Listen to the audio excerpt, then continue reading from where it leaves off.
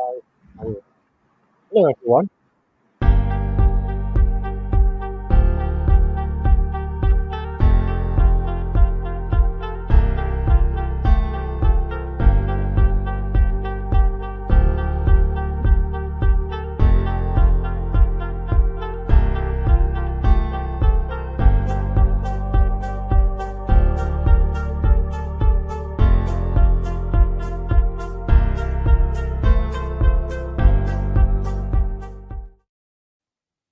Hello, everyone. Welcome back to It's For You. We are to the fourth day of the 12 days of COP. And at this point in our day, this is the most important point in there. We have time allocated for prayers and meditation.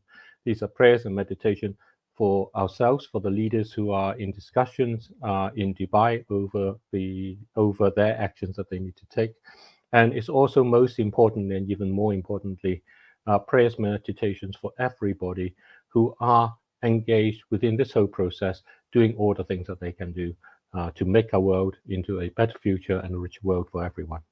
And to join us today, we have Hafiz Mohammed Ali. I'm going to bring him on stage, and he's an assistant director of the BRB group, and he's kindly offered to help and lead our prayers meditation for today.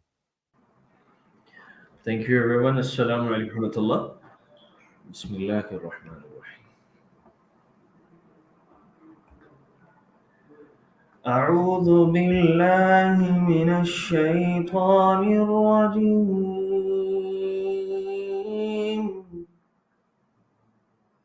بسم الله الرحمن الرحيم.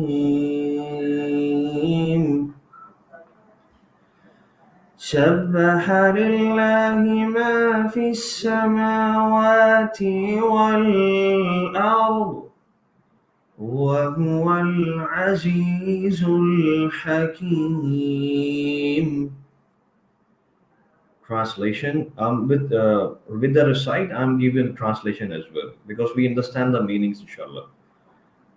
Translation. Whatever is in the heavens and the earth glorifies Allah, for He is the Almighty, All-Wise. له ملك السماوات والأرض يحيي ويميت وهو على كل شيء قدير. Translation. To Him belongs the kingdom of the heavens and the earth. He gives life and causes death, and He is most capable of everything. هو الأول والآخر والظاهر والباطن وهو بكل شيء عليم. Translation. He is the first and last, the most high and most near. He has perfect knowledge of all things. هو الذي خلق السماوات والأرض في 6 أيام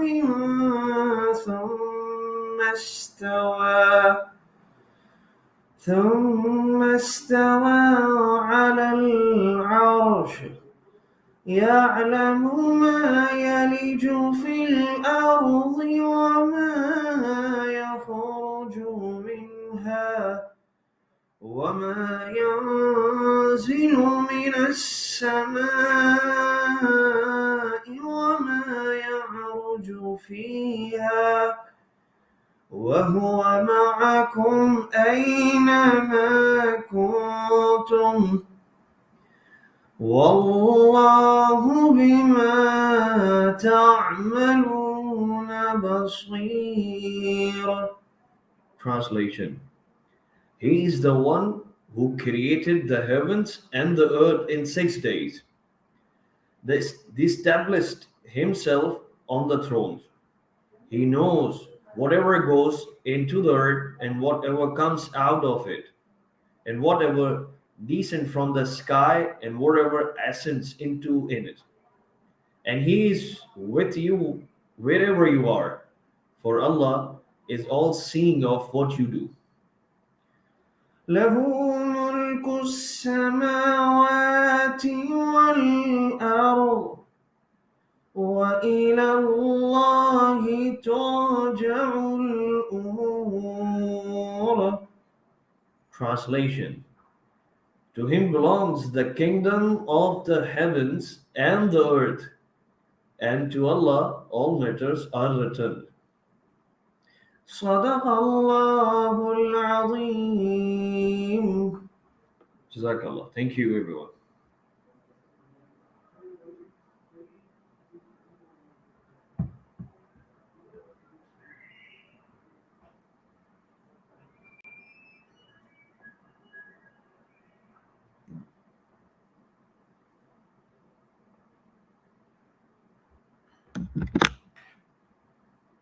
Thank you. David, Sorry, can I was on mute. I was muted. My apologies for that. And I just want to say thank you very much. And I'm thankful. I'm really grateful for the translation. And I heard very much that those early words when it said, "To Him belong the kingdom of heaven and earth." And Thank as you, we David. Thank you talked so of much. everything, It's a pleasure to be a part of this. thank you so much. And Tim, let us pass it over to you for you and Collins to carry on. Thank you. Thank you. Thank you so much, David, and for taking us through that session together with Mohammed.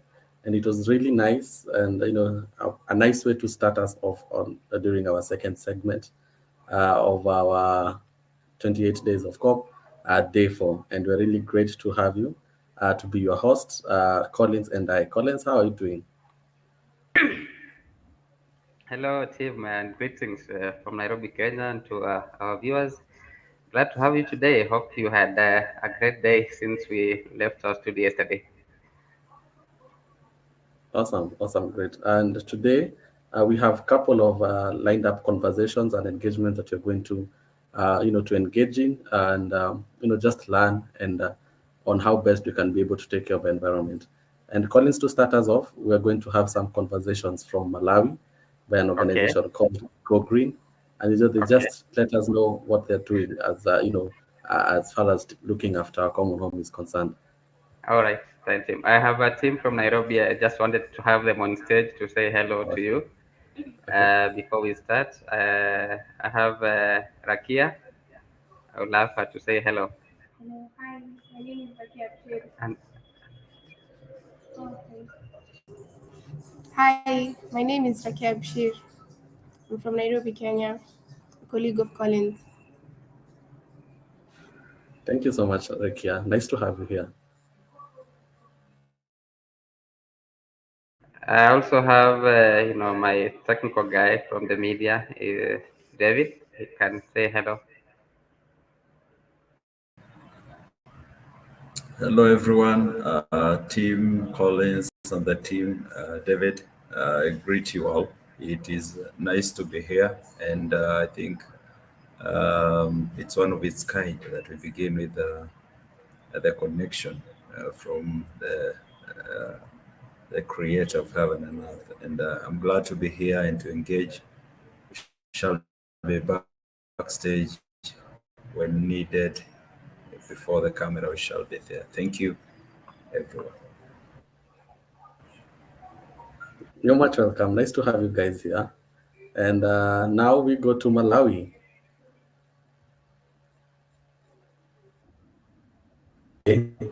I'm privileged and honored to have guests from all the way from Malawi, Go Green, to conserve environment. I hope I've not butchered the name.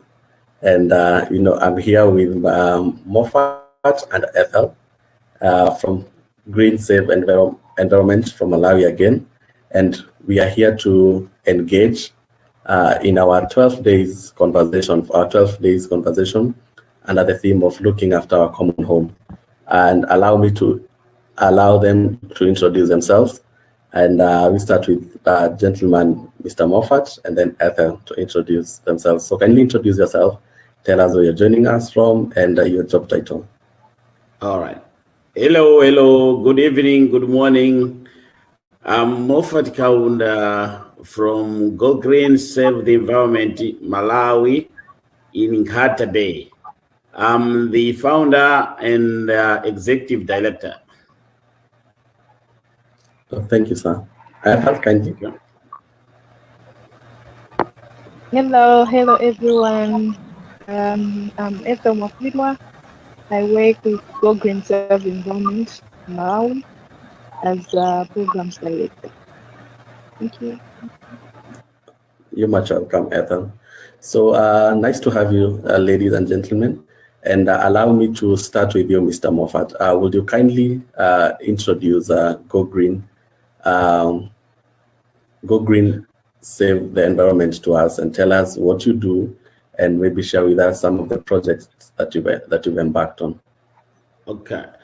Go Green Save Environment is a local non-governmental organization based in Nhata Bay, northern region, part of Malawi, and we are working at national level. Go Green was established on 20th of July 2017, and we are registered with Department of Registrar General, non-governmental organization board, which is Kongoma and Ngora. The following are among other projects that Go Green has initiated in Malawi. And as you know, Malawi has got 3 regions. So Go Green is working at national level, southern part, central, and northern.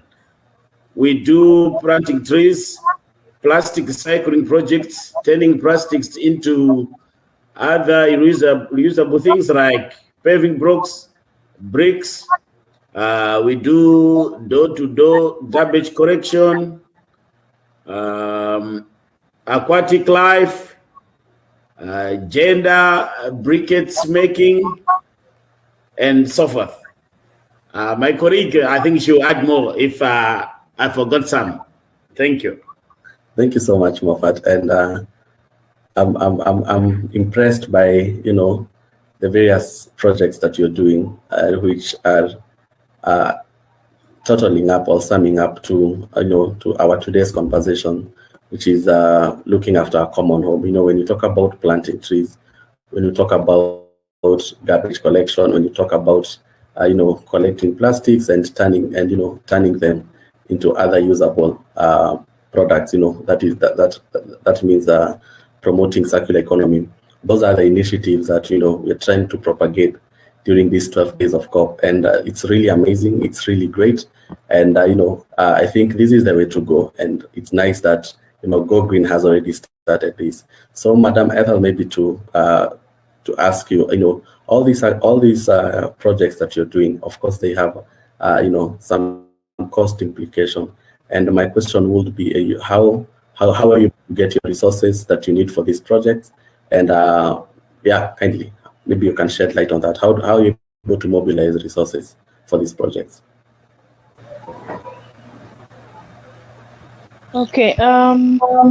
In terms of mobilization of resources, all these projects that Moffat has mentioned, for example, the door-to-door garbage collection, as well as tree planting, we've acquired the resources through contributions. Go Green has a number of volunteers, and maybe even from well wishers within the organization rather, they're able to assist through contributions, and then using those contributions, then we are able to work on our projects. But that being the case, we've also had some projects that have been funded. For example, the project known as abandoned fishing gear. Yeah, So abandoned fishing gear project has been one of the projects that has been funded. But then through Go Green existence, we've been having contributions within the organizations from the wishes in order to carry out our activities. Yeah. Okay, thank you so much, Ethel. And that is just to let you know, one of the things that we're also inviting people to do during these 12 days of COP is to redirect their spending to the people that they think they are doing something good to the planet. And Go Green is one of those people that I feel, from what you've shared, are people who we can engage or invite people to redirect their spending to people who are doing something good to the environment. And that's what we're doing. So yeah, we're inviting people during these 12 days of COP to redirect their spending to people who are making an impact to the environment. And maybe Mr. Moffat, maybe I come to you and and get to have your thoughts on maybe the challenges that you've encountered. You're the founder, so that means that you've seen this organization from its childhood state and to where it is right now. So maybe do you mind sharing with us some of the challenges that you've experienced, and also share with us some of the success stories that you've had? Oh, all right. Yeah, we have challenges. Challenges is resources to run the projects. Like, we got a lot of projects we are doing, but we are doing on voluntary basis. So sometimes people they come to volunteer. After a few days they go away, because they can not just work as volunteers. Then they need something just to motivate them. Like us, we do our pocket contributions. Like we are almost 129 volunteers across the country. So, and the challenges, like if we got a project like door-to-door garbage collection, there's a lot of garbages in homes, restaurants, and lodges. So we needed to hire a truck to collect all those garbage to dump site where we do our sorting, like glass bottles separate, plastic bottles separate, and the other food stuff, we are turning it into organic manure so that farmers can buy. But since we started, we got piles of manures. No one wants to buy. So we got a huge challenge, because we need resources to run the projects. And for the success, I think, Madam Programs, you add more on that. Thank you.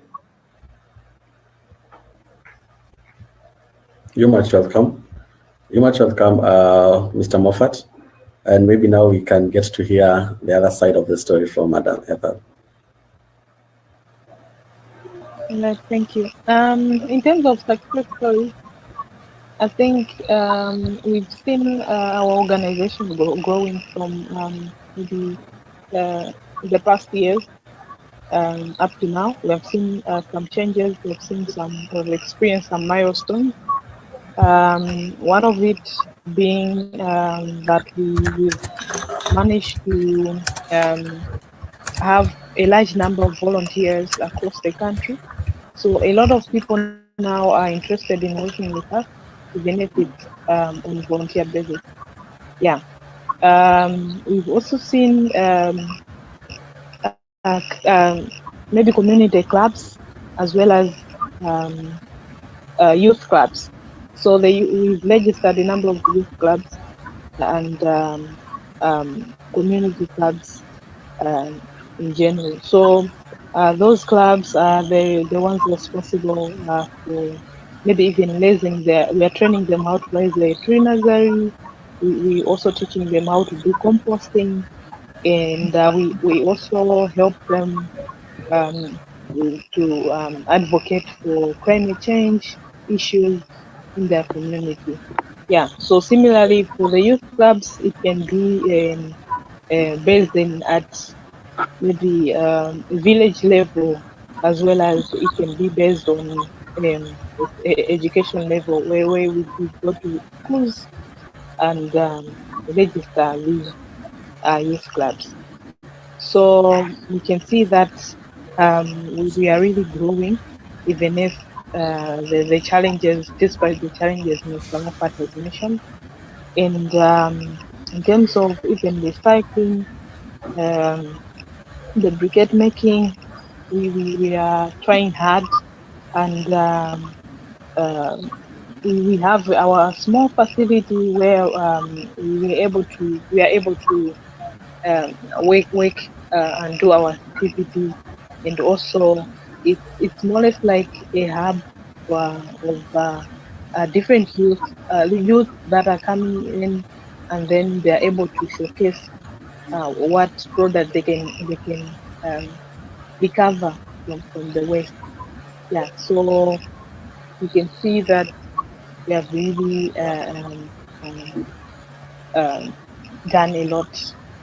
Yeah, so in short, let me just stop there. But before I stop, we've also reached, we've done a number of cleanup exercises across the country, and both beach cleanups as well as maybe the market cleanups or in the public places. So I can see that through these cleanups, we are able to teach a lot of people to be responsible citizens, that they shouldn't, there is no one who can take care of their environment. They have to bear this responsibility of taking care of the environment. So through demonstration of these cleanups, as well as we are taking an advantage of these cleanups to educate different communities on the importance of taking care of the environment, and also ensuring that they do not just dispose the waste anyhow.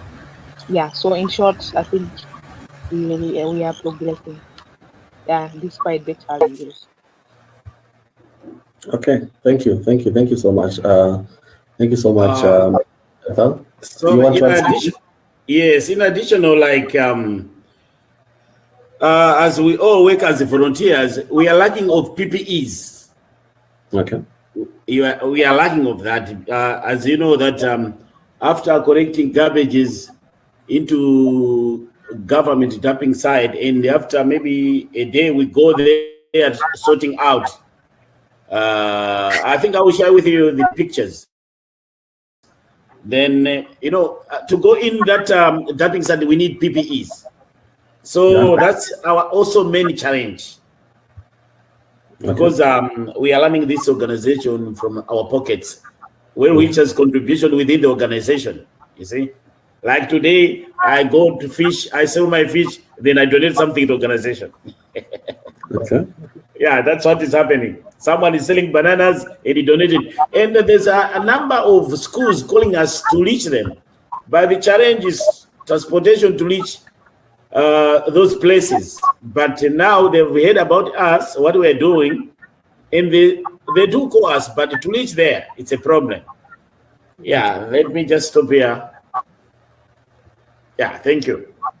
Thank you so much, Moffat. And as I'm listening to you, I'm seeing the dedication and the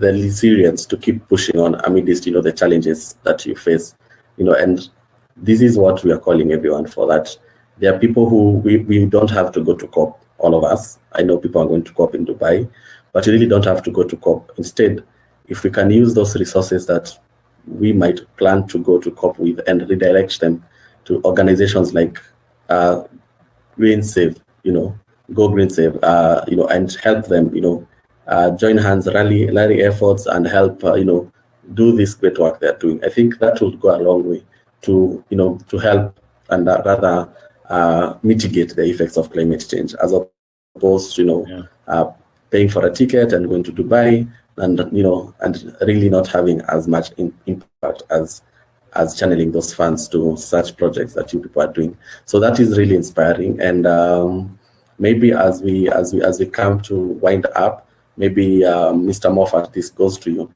and it's about inspiration.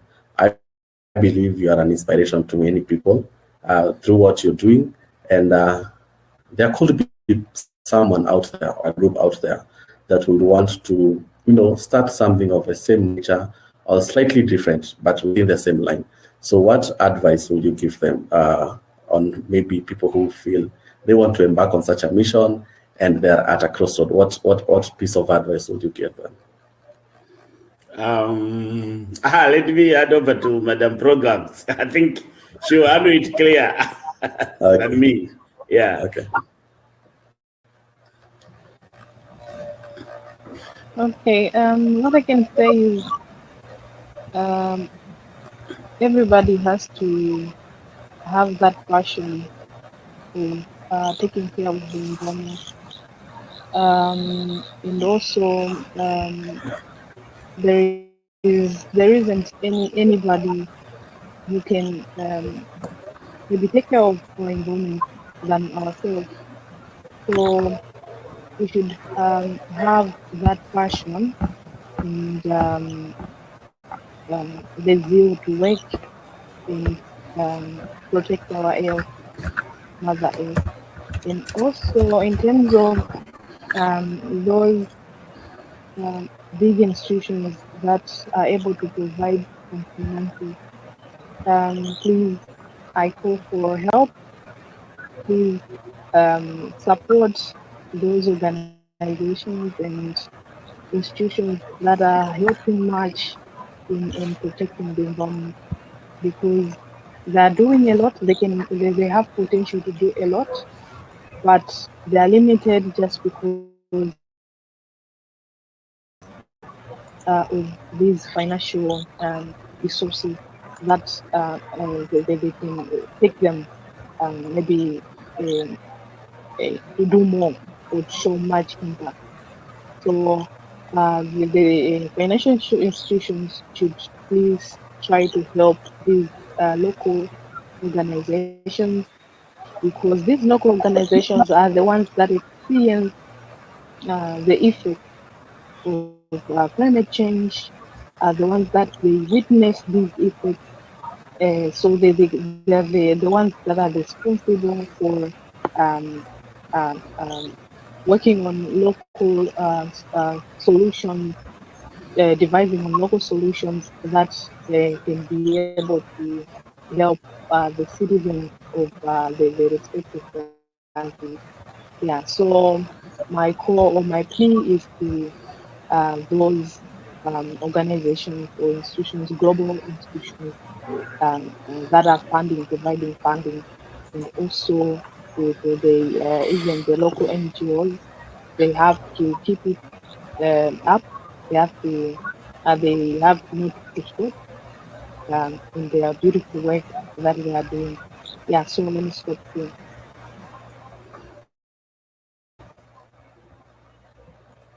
Okay, thank you so much. Thank you so much, Madam Ethel. And finally, Mr. Moffat, maybe you can share with the audience where they can reach you, your social media accounts, your contact information, so that, as you have said, we are inviting people to redirect their spending. So if there is somebody who would want to redirect his spending to the great work you're doing, so he can be able to reach out to you kindly, Okay. or any other engagement whatsoever. Do I need to write or to say? Just say it. It's fine. Okay.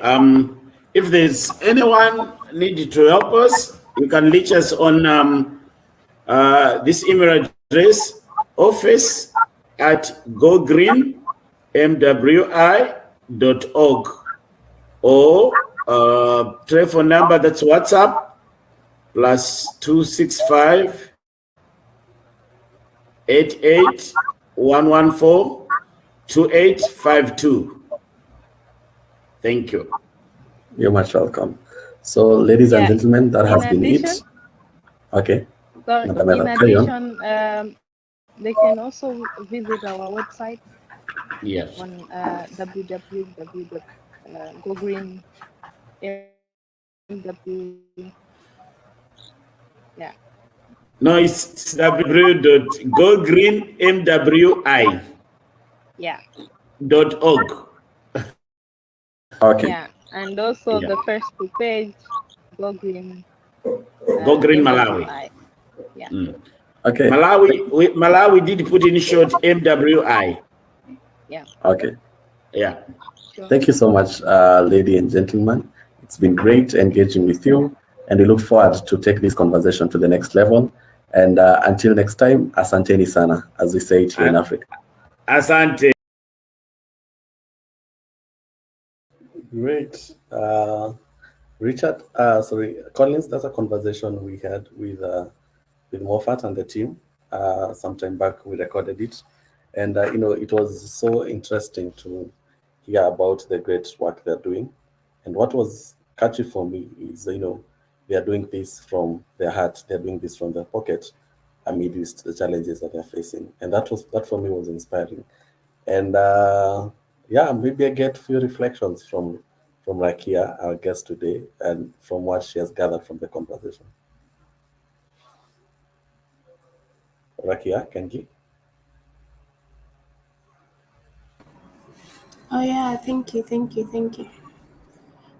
what I've gathered is basically, I would think it's a good idea if they could join the community clubs with university clubs, so that it can cause more awareness to the youth and like help them in the future plans. Thank you. You're welcome. Collins, you have any thoughts? You have any reflections on that? Yes, thanks, Tim. And it's great hearing from Moffat and Ethel from Malawi. Uh, Very inspiring work. And as you mentioned, doing this from their hearts, like volunteering to just make sure they impact their communities in a very positive way. Uh, I'll pick up from what Raki actually mentioned about the how uh, they can enhance their effectiveness when they are working with the youth clubs and the community clubs, and providing a linkage with the college and student clubs, and in that way the the idea for volunteer can actually they can harness that power for the volunteer groups by basically allowing the students clubs to like put in their ideas and the innovations into the communities, and in that way also provides the potential for getting the we normally say it at the it's for you campaign ideas, getting ideas to fly. And so it's an opportunity for them to actually do that. But what inspired me mostly about their project is also about allowing the young people in the communities to showcase their uh, products, especially the the plastic recycling concepts. And I think yesterday, Tim, you have had a very inspiring story from the gentleman who is doing amazing work by basically just saying, "Hey, keep it. If you're eating your fruit, make sure you keep that seed so that we avoid the seed abortion concept he mentioned."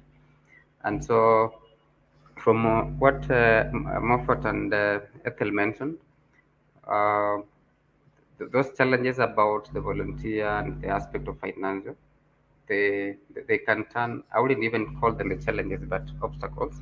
They can look around that to actually just like tap into those as opportunities for young people to explore, to innovate, and to come up with ideas that can actually also support their livelihoods.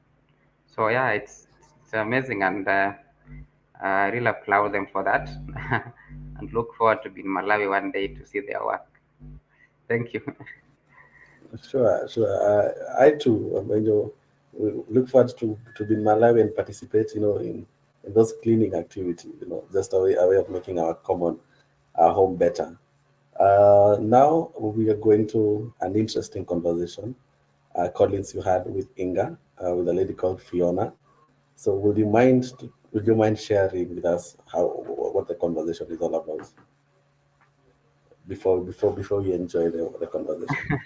Okay. So thank you. So we had a conversation with Fiona. She's doing an amazing work from Nairobi, Kenya, working with the communities.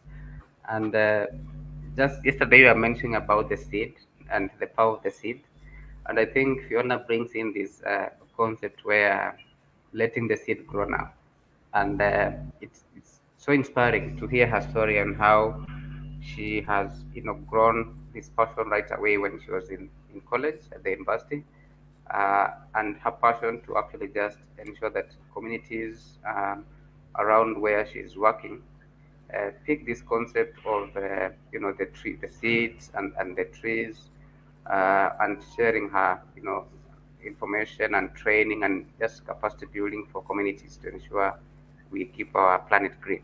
And so I just look forward to the conversation, and hopefully let's get inspired. Yes, Tim. Okay, I cannot agree more. Let's enjoy.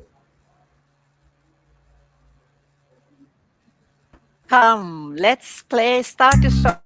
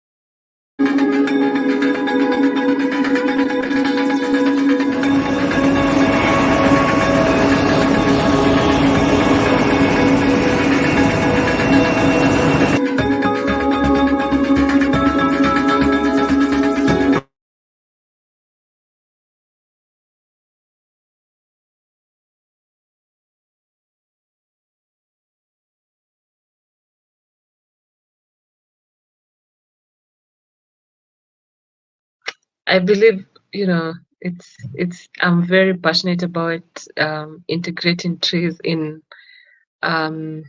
agriculture or like in our own homes. So my favorite tree to start with, and I will participate in this in this campaign, is trees that are native to Kajiado, and that's the acacia species. And acacia has so many. It's a whole family of trees, but they serve as our identity in our Kajiado County, and some variety of acacia trees have served as a purpose to warn the farmers that rains, are about to come, or that inform farmers that rains are about to come. And they do that by turning their flowers to either white or yellow. But if they do not turn, then it's an indication that it's not yet about to rain, so there's no need to farm.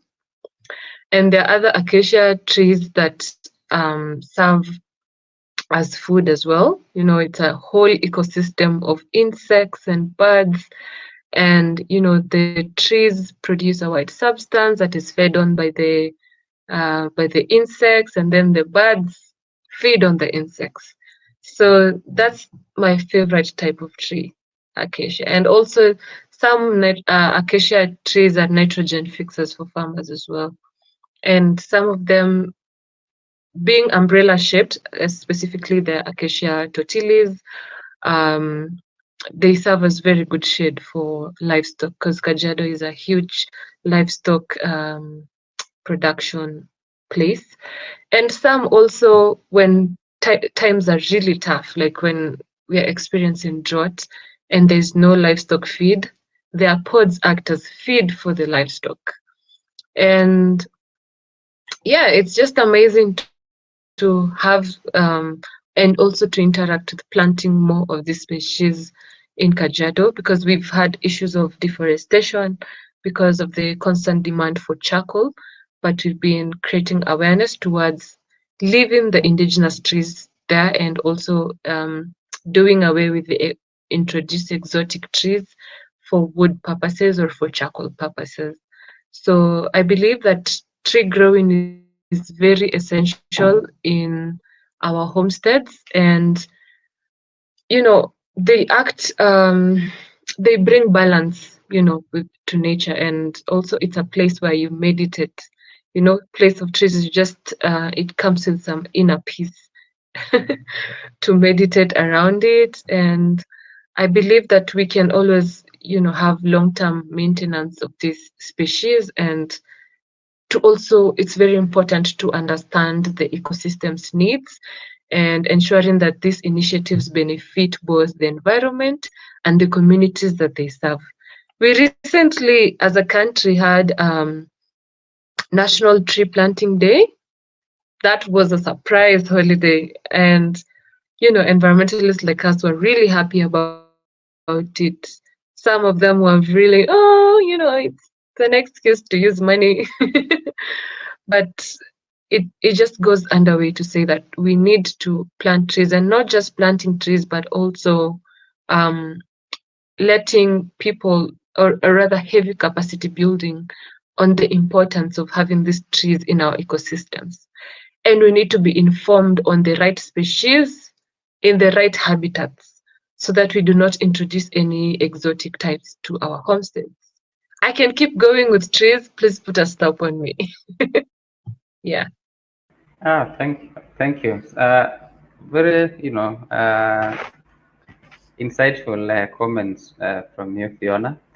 And it's something that has sparked my, my mind is about the idea about the tree that warns farmers. And if I look at that story, it's like, a whole bell in a huge community of people who are, so busy. And here comes a bell ringer and saying, hey, it's time for either to prepare for class, or, prepare this for, the exam is coming. And Yeah. from that perspective, and then you have brought in the idea about, the national agenda for the whole day. How do you imagine this book and the message that it can bring to the attention of the government in terms of not just the targets that we have for 1 billion trees, but also in terms of its significance for the communities, and especially for the indigenous communities? Well, the government has a target of planting 15 billion trees by 2030. And to narrow it down to the citizens, they explained that each citizen has to plant at least 300 trees, in order to attain that target. Is it ambitious? Very ambitious. Is it achievable? We can really, put in all the efforts to do that. But people need to understand why we have, this target. There's so many agendas tied to some of these governmental targets. I understand that. And they're allowed to think that way because, in politics, it's a very wide topic. But here we are looking at trees for our benefits, and we need to understand that, we have to have a why. Why are we planting these trees? Why do we see a need to incorporate agroforestry in our systems of farming? And that's because I think, like I said earlier, is to understand that these trees, or to select the trees that benefit both the ecosystem around them, because of course we want to have our local ecosystems balance, but also to serve the communities that we have. Like, we need to expand, even in the terms of economic sense, is to have trees that benefit, people economically. For example, there are people that still rely on wood, so they can still plant. One system of agroforestry is to have heavy pruning, you know, so they can still prune these trees and stimulate their further growth. And with the pruning, it's going to help with cleaner energy solutions like making of charcoal briquettes and all that. And they can also go to the path of making trees for oil or for nuts or for fruits.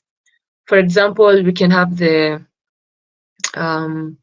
can plant, for example, when you plant eucalyptus trees, there are some eucalyptus species that, okay, yes, eucalyptus is exotic to Kenya, but it has been mostly planted here. So when it's a tree that takes up so much water from the ground, yeah. So when you want to do damage controls for that, you can plant it along with banana tubers that absorb so much water.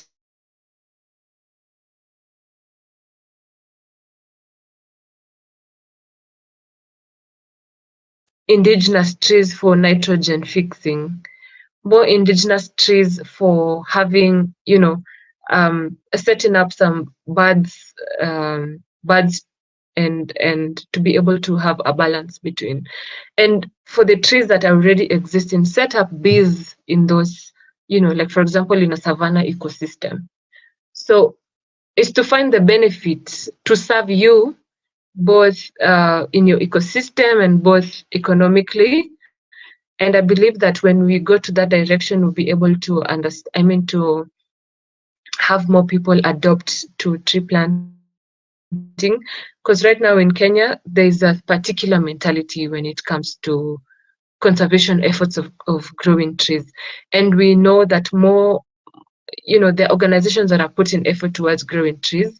But it's just that, you know, there are other companies that also are doing it for PR, and which is good to do CSR, you know, community social responsibility. But I still believe there should be heavy emphasis on the follow-up on how the trees are doing, because most times we are planting and then we're going to put it on social media that we are planting, but what happens to the trees? Who is left to take care of this or to water this particular tree? Or are you just going to leave it to the rain? They're really unpredictable. So I believe that every step of tree planting needs a strategy, starting from the soil conditions. So having to prepare your soils, having to prepare the right species, having to identify the benefits that come with it, and also, having to, you know, protect these trees from any, you know, harsh conditions. So it's very important to have heavy capacity building, even as we try to achieve the national targets of having 15 billion trees in Kenya. And that's 30% forest cover. Very ambitious. It's very ambitious. It's very ambitious. But you're so right that the trees needs to have some kind of care as being part of the looking after the trees. It's like looking after a baby for all the way to 1, 2, 3, 4, 5, 6, 7, 8 years, maybe. Yes. So, but I know that we also have this thing about planting trees along the coastline, like mangrove trees, looking after the farmers and the fisheries and protecting the shore. And of course, many places mangroves are taken away because of it's a touristical resort and hotels. But you know, the mangroves do protect birds, do protect fish. You know, we need everything because the climate change and the heat and the drought is very dangerous. We don't know how it will be in 5 years or 10 years. You know, we don't know.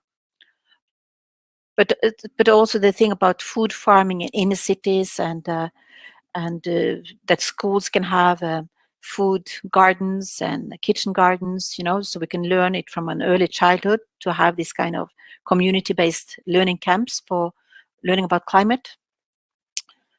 I also like to say that, you know, this is system thinking. One system is connected to another one. For example, waste management.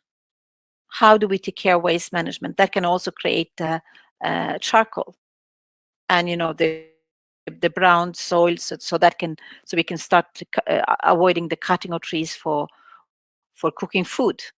It's but still to have a quality lifestyle on and looking after the greenery and the trees. So I think it's so much to learn from other places on the planet, like good examples from India or United States, with this more or less the same climate that in Kenya, can be of useful insights. So Collins, over to you. Do you like to present more about what you're doing with the EACCGN also? I think for what Fiona had picked up from her points, I know we have a few minutes before we finish our first session. Probably I just wanted to, because I wanted to connect that with the students, the ECGN students and their programs, and because she's directly working with the communities, I wanted to just hear from her perspective what challenges she has encountered working with local community groups, and what opportunities are there that students can actually tap into. And I'm glad she talked about the economic side of it in the greening projects. So probably share briefly the challenges and opportunities that these student networks can actually also tap into. Okay, so before I address that, I'd like to say with our community, youth-oriented community-based organization, that's Greener Communities Program, we've started out with schools, and we currently have a project where we are identifying 20 schools per region in Kajiado County. So that's in total 100 schools, because there are 5 regions, and the schools serve as a pilot towards agroforestry plots, and that also starts with us forming an environmental club and creating awareness on what we are about to do together, and also gather opinions, their opinions and expertise as well. And also we give assignments, because I'm a teacher. We give assignments on they are supposed to go and talk to their communities, whether it's their grandmother or their parent, on what type of trees really serve them, tailor their needs specifically. And it's just powerful how information can be able to shape science, and we've had information on this type of tree helps with there are type of trees that help with their livestock. They just rub it on their livestock and it cures any issues that they have with skin issues, and other trees have served, they really serve medicinal purposes. So we've tried to be able to gather such data with the students, and our work is to identify these trees in their locality. And also we have some of the assignments on gathering seeds as well. So, and with the seeds, the students are supposed to propagate at their homes, but we do bring the seedlings to the schools and also donate some of the seeds to the community as well to plant with farmer groups. So students, we work with students, especially on a university level, and we take them to the students that are on a lower level, for example, the primary school or the secondary school. So, and it has been amazing experience, and we've had feedback from even the students that we work with on a university level that this helps me heal my younger child, having to interact with the kids and just with all their innocence. and it's been an activity as well for, because we've also worked with a rehabilitation center, and it has also been a coping mechanism, a healthy coping mechanism for them, and in their journey of having to quit, abusive drugs. And I'd say the challenge, number one challenge is because we access these remote areas. That will be the transport part of it. The resources to be able to access these areas, or have, spend time with the kids, and having to transport the seedlings or identify it's just a whole, it's a bit stressful to be able to navigate through that with the resources. And we hope that we will have a collective multi-stakeholder collaboration with the students and the student associations, or like other stakeholders that want to come together to be able to do that, because this is not which brings the second challenge of having to bring people together. Diverse stakeholders have diverse needs, so having to find that common ground is still a challenge, but we are working on it, because at the end of the day, it's not a 1 month initiative. We really want this to be community-based, community-led, and we hope that stakeholders will be able to, have their ground on this. So, and we also have the issue of misconceptions, that, most times having to deal with cultural challenges as well. When we started out, we had to go through particular sets of men to be able to address the community, but we later on understood that it's culture, that you have to go through barazas or certain councils of men to be able to address the community. So it's a challenge that we are also, that's an opportunity as well to align our needs with culture. And other than that, I don't think there's there's one more challenge of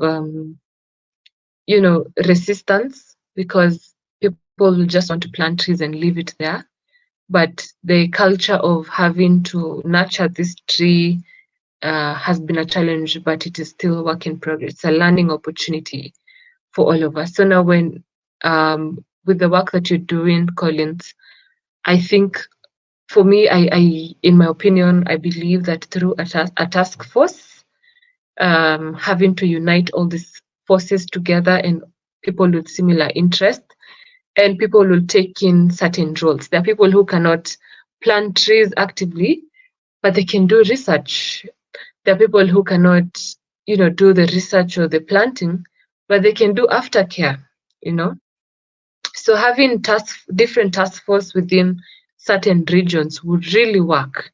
And having centers where, like I talked to you about, having a botanical garden, having centers where we can do piloting of this particular species, and their relation to each other, different types of trees. So those are some of the opportunities that we can look into, and of course the economic value of it, because there are trees that are really good at biomass, and that's an opportunity to be able to make compost that are good for the soil, and other opportunities of harvesting fruits, other opportunities of making essential oils from these trees.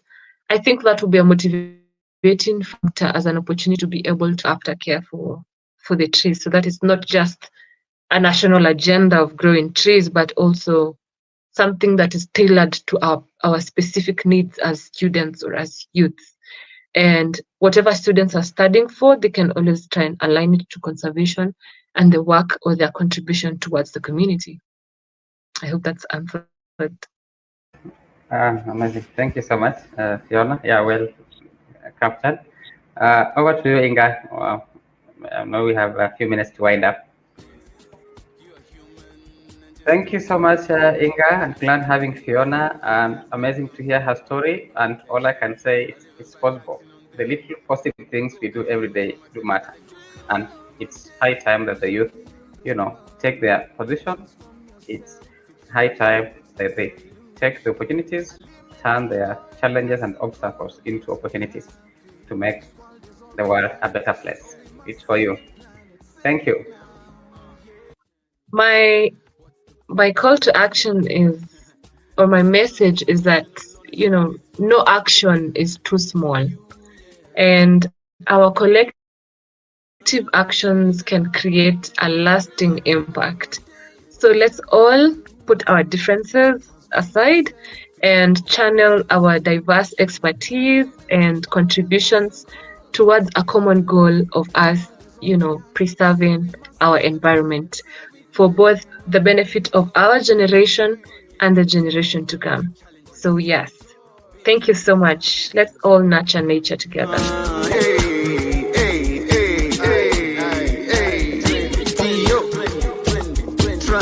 Transformational ownership, yeah. Hey yo, listen, everyone.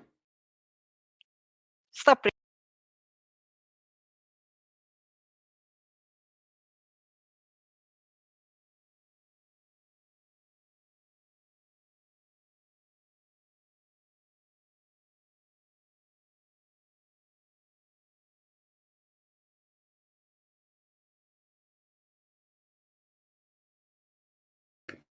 That was great, and we were. It was sorry for that technical hitch.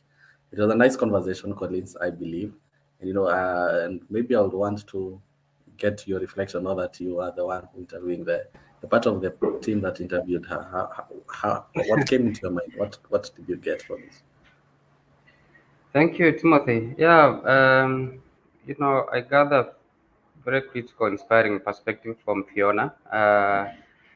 But before that, I feel like I need to hear more from our friends who are actually joining us today. And I want to bring in Jordan. Hey, Jordan.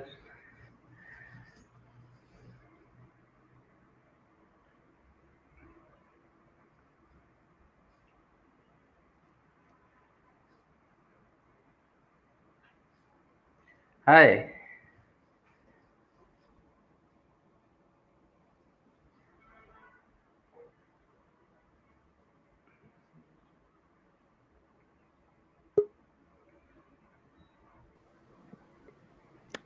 Yes. Hi, Collins. How are you? Fine, bro. How are you doing? I'm doing very well.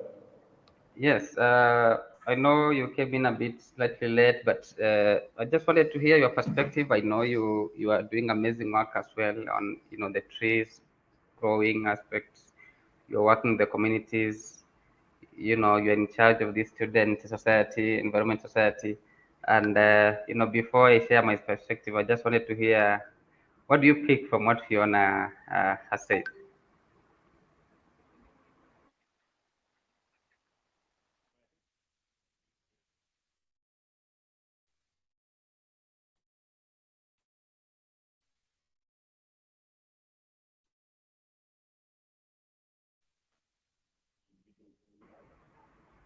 Okay.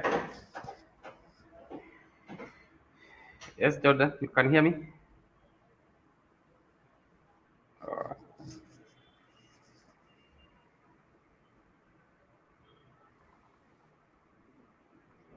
Hello. Okay, so I think we are having trouble getting Jordan. So Tim, let me bring in.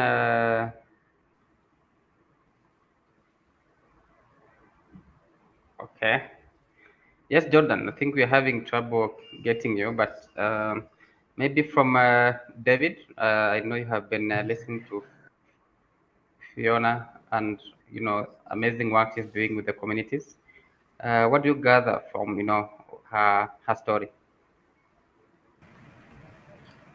Yeah, thank you very much, Collins. And I've listened to Fiona very keenly, and I think just to mention this, it takes me quick to we were talking about the book of trees, and I remember us talking about what comes into your mind when you the book of trees is mentioned into your mind, and I listened to Fiona speak and how she's eloquent in even mentioning these various trees, and she mentioned one of the part of the country that is Kenya, Kajiado, which is an arid and semi-arid area. The amount of rainfall received there is average, and she went deep and to explain to us some of the trees that are being grown there, and what are some of the why are they important there to the local people around that place. And I just love how she had addressed such points, and her passion toward tree growing, and more specifically to know which tree to grow. I think there has been such a I mean such a speech in our country where people have been advised what tree to grow and in what area. I don't want to mention any, but there are trees grown when they are grown somewhere. You realize that their roots go down and they make some water catchment dry. And I listened to Fiona speaking. She mentioned about acacia and several variety of acacia trees. I just love how she addressed this. And actually, this is what she's doing in the ground. Then I must believe that this is brilliant and is impacting the community. It's also important to know that some of the trees are economical, some of them are medicinal. We get medicine from various trees. And she has highlighted, she has, break that. Break those trees down and explain to us, how it's being done. This is a whole topic, a brilliant topic. When it is being mentioned about trees, all these issues that you're talking about can be solved by the growing of trees. You also mentioned where I mean the holiday that we had here in Kenya for planting trees, which was awesome actually, and people came out and the target that the government put across, that they need 15 million trees. She also broke down to us that for at least for us to aim that, then we need at least every individual to plant the trees, the 300 trees, which is very much possible if we have people like her and many other in the ground who are making a change and making a difference down on the ground. On the ground there. So therefore, just to sum up, is to say that I'm really touched with her story. I'm really touched on what she's doing. Even with her organization, and I think I'm also lucky that I have been in one occasion with her. I mean, not one but two. And actually, whenever she comes into, she's welcome to address probably the community, or rather to address any platform. You realize that she has a tendency of coming up with some seedlings and giving it to residents, or rather people who came to an occasion. That tells us that there are people who are carrying this as a they're carrying this as a problem solving, because we have a problem. Yes, climate issues is there. I mean, people are doing deforestation, but for how long are we going to lament? It is a high time that we come and have some strategies. And I listened to Fiona and I saw that a strategy have been laid down and a plan is there and something is being implemented. You also mentioned the challenges. Of course, there is no journey without challenges, but however, if the young people will come together in solidarity and address these issues, like the COP28 is taking place in Dubai. I believe there are young people there. Actually, I was following and I was seeing young people, addressing some issues, and that is the way to go. Every platform that we get, any activity that we get, we address these issues, and we try and be problem solvers in the ground. So generally, I'm touched with the interview. Thank you very much, Collins, for bringing Fiona on board. I think bringing such people and such minds, is one way of taking a step ahead. And as our moderator, David Cole, usually says that we better take, small step, but we are heading to the right direction, because I believe addressing these issues in such a matter and such an angle means that we are heading somewhere. And seeing some young people, brilliant mind coming together, selfless, doing what Mother Nature like, then I believe that we have a beautiful, a beautiful world to live in tomorrow. So that's what I can say for the speech. Thank you very much.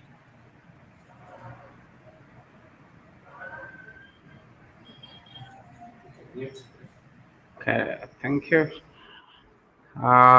Thank you, David. Jordan, can you hear me now? Yes, I can hear you. Can you hear me?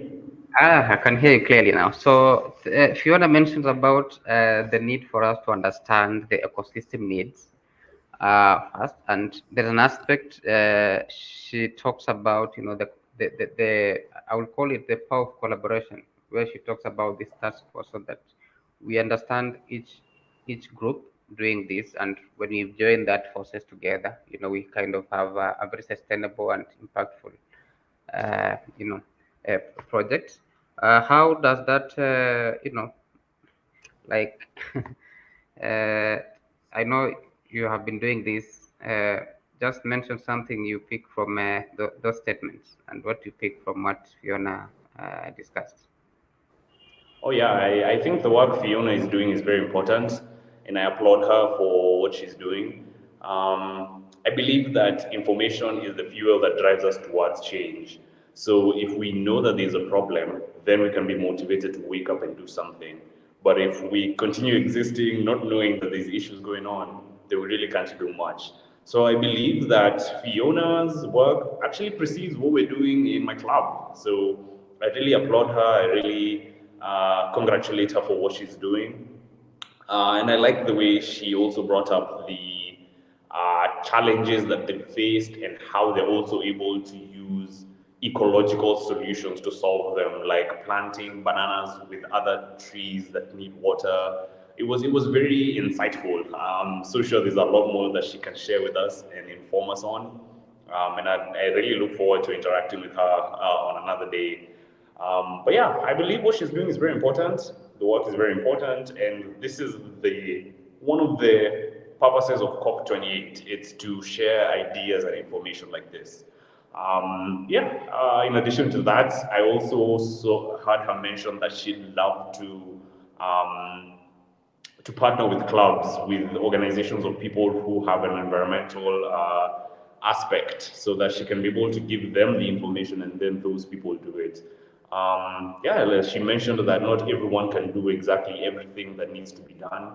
Some people might plant trees, some people might be able to get information, and some will just deal with the aftercare, which is actually very important, because a tree's life is not just the day it's planted, it goes on even afterwards. I congratulate Fiona. She's doing great work. Hopefully, one day we'll be able to work together. She can give us the information that we need, and then we'll be able to enact some change of some sort. But I really value tree planting and the information regarding trees. In fact, today a student called me and asked me if they could plant trees on campus just today, and they wanted to plant 5, but we ended up planting 8 trees. So just like I was telling you, Collins, on I think last Friday, that when someone wants to plant 1, I'll give them 2 trees. So yeah, I'm really happy about what Fiona is doing, and yeah, look forward to working with her hopefully in the future. Back to you, Collins. Thank you, Jordan. Thanks, David, too. Just to, you have mentioned something, and I feel like when you're talking about you're looking forward to partner with the, Fiona and the kind of work you're doing. I know David from the other end of the studio. Uh, Probably, I know as we run the It's For You campaign, and I get, a number of youth asking questions about, where do we start? How can we partner? From where you sit, Jordan, why do you think that initiating such projects or a platform like this, where we are saying it's for you, which means it's your time to showcase and to share your idea on the table for for the world. Why do you think it's such an important thing to have forums like this where we can share ideas to just understand what other people are doing around? And probably for also David, I know probably where Fiona mentions about working with the communities, uh, how important is information in actually driving change for young people who actually want to kickstart something in their communities. I'll start with you, Jordan.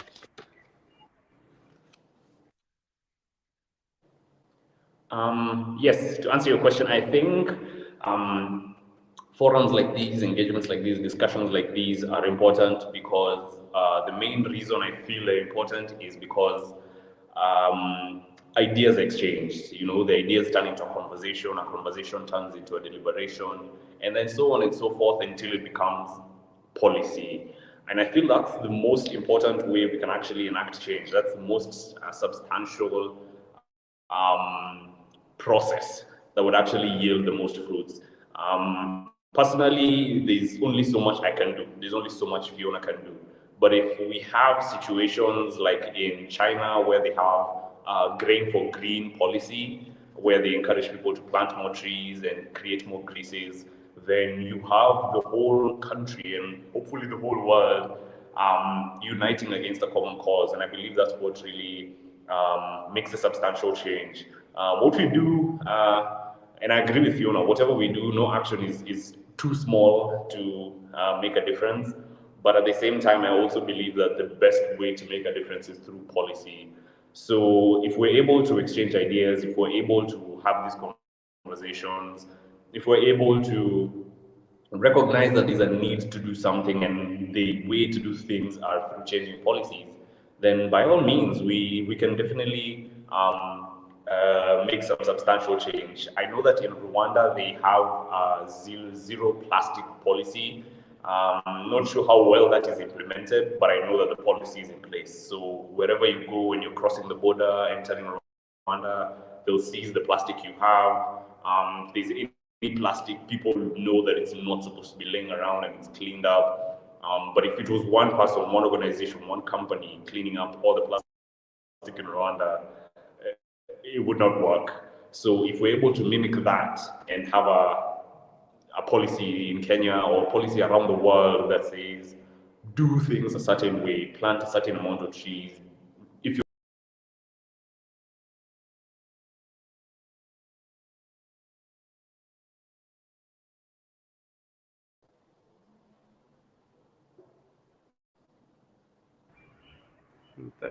Okay, thank you, Jordan. Sorry for that. Maybe from David, I just wanted also to hear your perspective. What do you pick from that? Yeah, thank you very much, Collins. I think you asked the most important question about communication and about awareness. They say information is power, and we have our history as Africans, and there is our way of living, and education also it came up to take us from one level to another. And, a lot of things are happening, and we don't have that awareness. It is upon us to go to the ground, to the grassroots, to the indigenous people, to take the information that is required. For example, let me just go back to what Fiona talked about it and the angle that I gave a lot of strength on it about the indigenous trees. Is unless we give awareness about which tree to grow and in which season to grow, otherwise we'll just grow anything.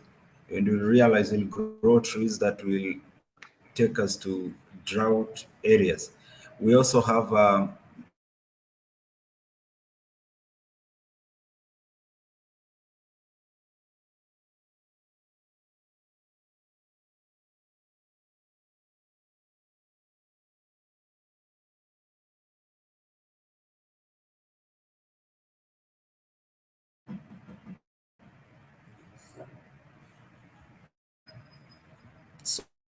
Sorry for that.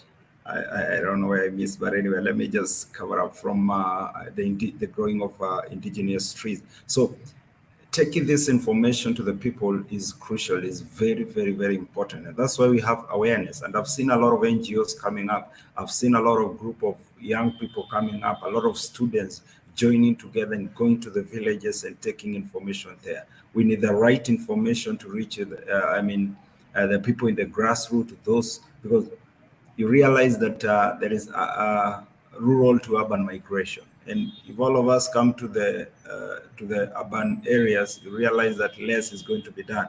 But if we come here and acquire the knowledge and acquire, those skills, then we take back to the people in the rural areas, to the indigenous areas, then we'll be able to impact.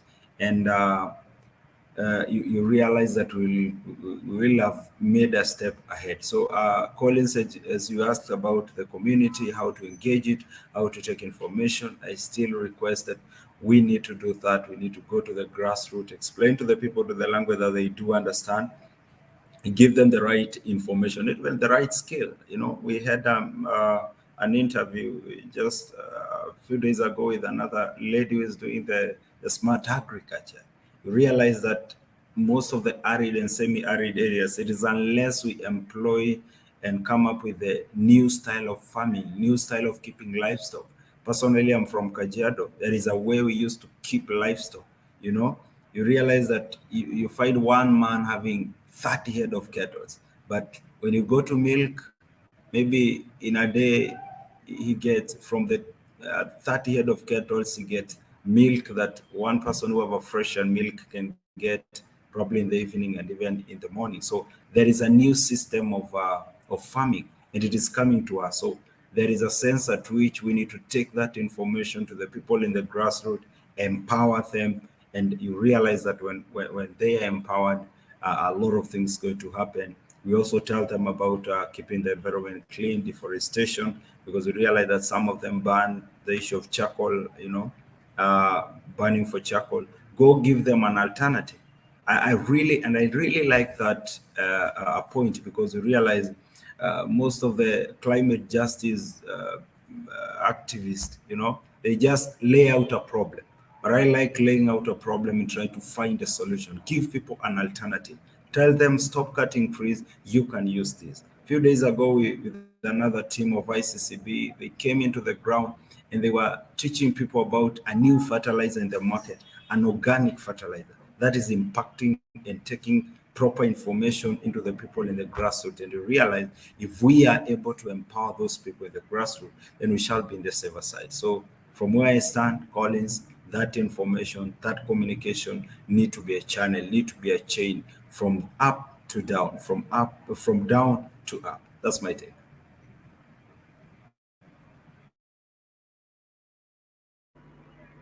Okay, thank you so much, David. Maybe just to pick the last one as we close up. There's something Fiona mentioned from her project about tree planting for a rehab center project as a coping mechanism, and that kind of touched my heart a little bit, to just understand how far we can go in terms of nurturing nature and the benefits that all this brings along. Jordan, how do you, any comment about that, and probably the many ideas around just ensuring that nature has a way of bringing healing to our our lives.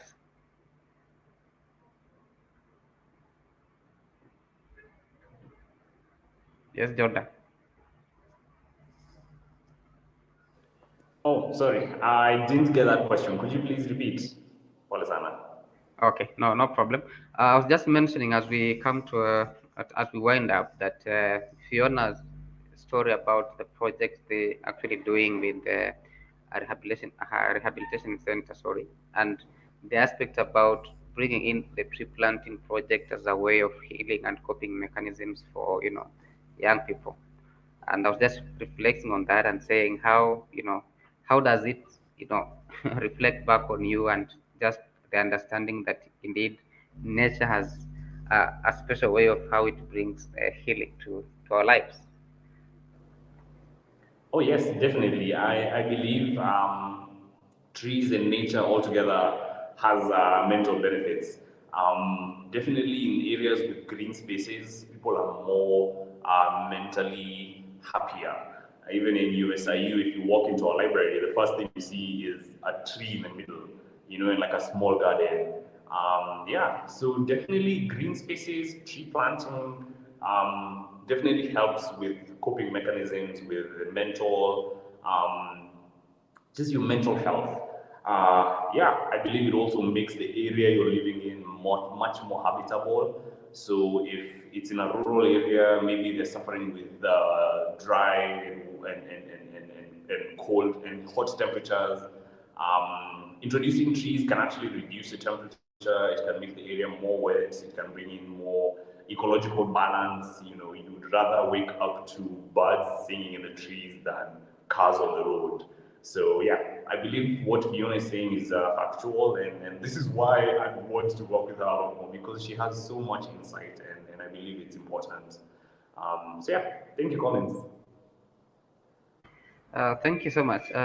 Maybe David, as we wrap up, Fiona mentions about a tree, the book of tree, and she started off by saying it's a place to meditate. For David, if I was to ask you to close your eyes for a minute and then ask you the book of tree, what comes to your mind, and what is it that you can picture around the book of trees?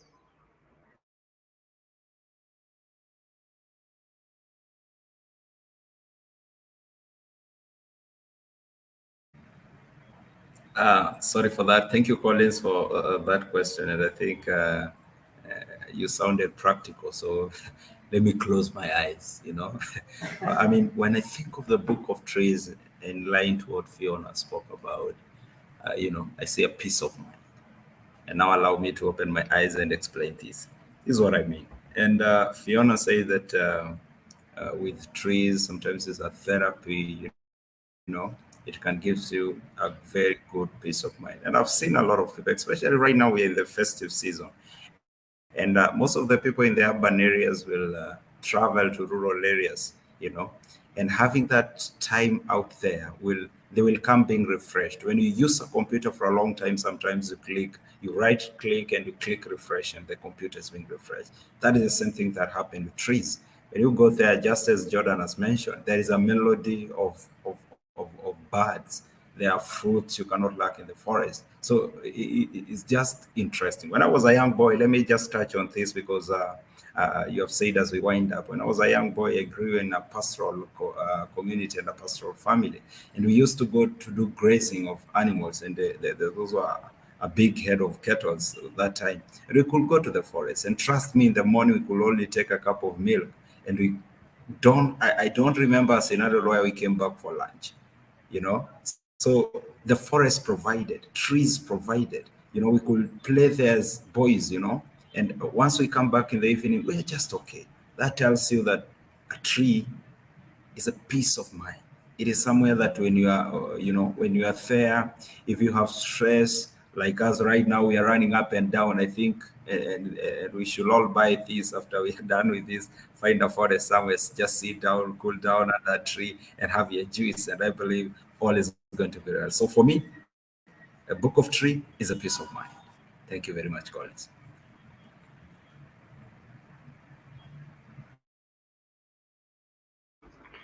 All right. Thank you so much, David. Thank you, Jordan. Maybe Jordan, I should pick out your last words as we come to the close of the session. What's your message to it feels afresh when I hear from you. When Thank you you. speak your last call for young people, especially in colleges. We are in a holiday. We initially we had a story from Malawi. They are doing amazing work over there. Uh, and yesterday we had stories across from Pakistan, from India, across the world. So what's your message?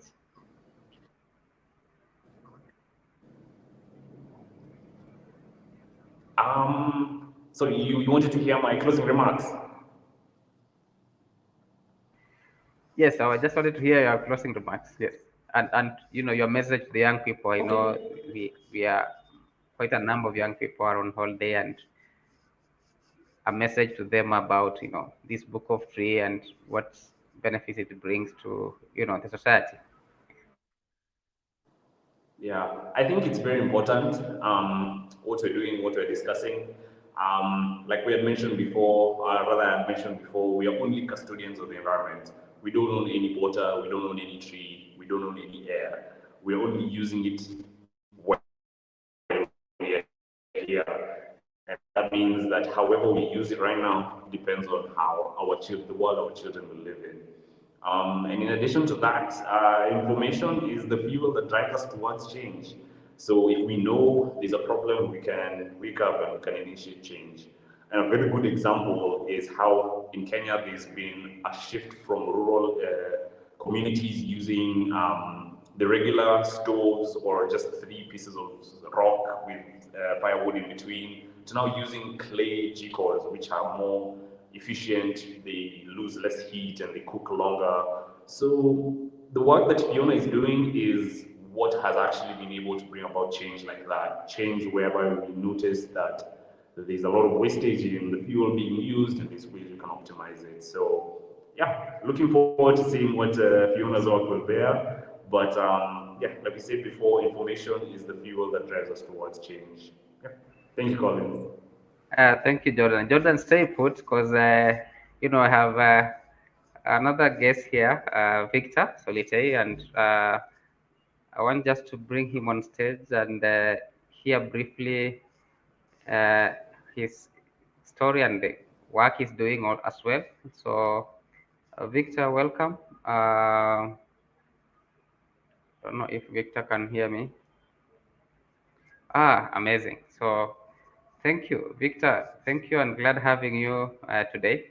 We are live, and we just wanted to bring you in to hear briefly. I know we are closing this, but to hear the kind of work we are doing. We have been talking about trees, about the book of tree, about amazing work of people who are doing, amazing work in the communities. We had a discussion from a team from Malawi, their projects of plastic and trees, and just empowering youth in the communities.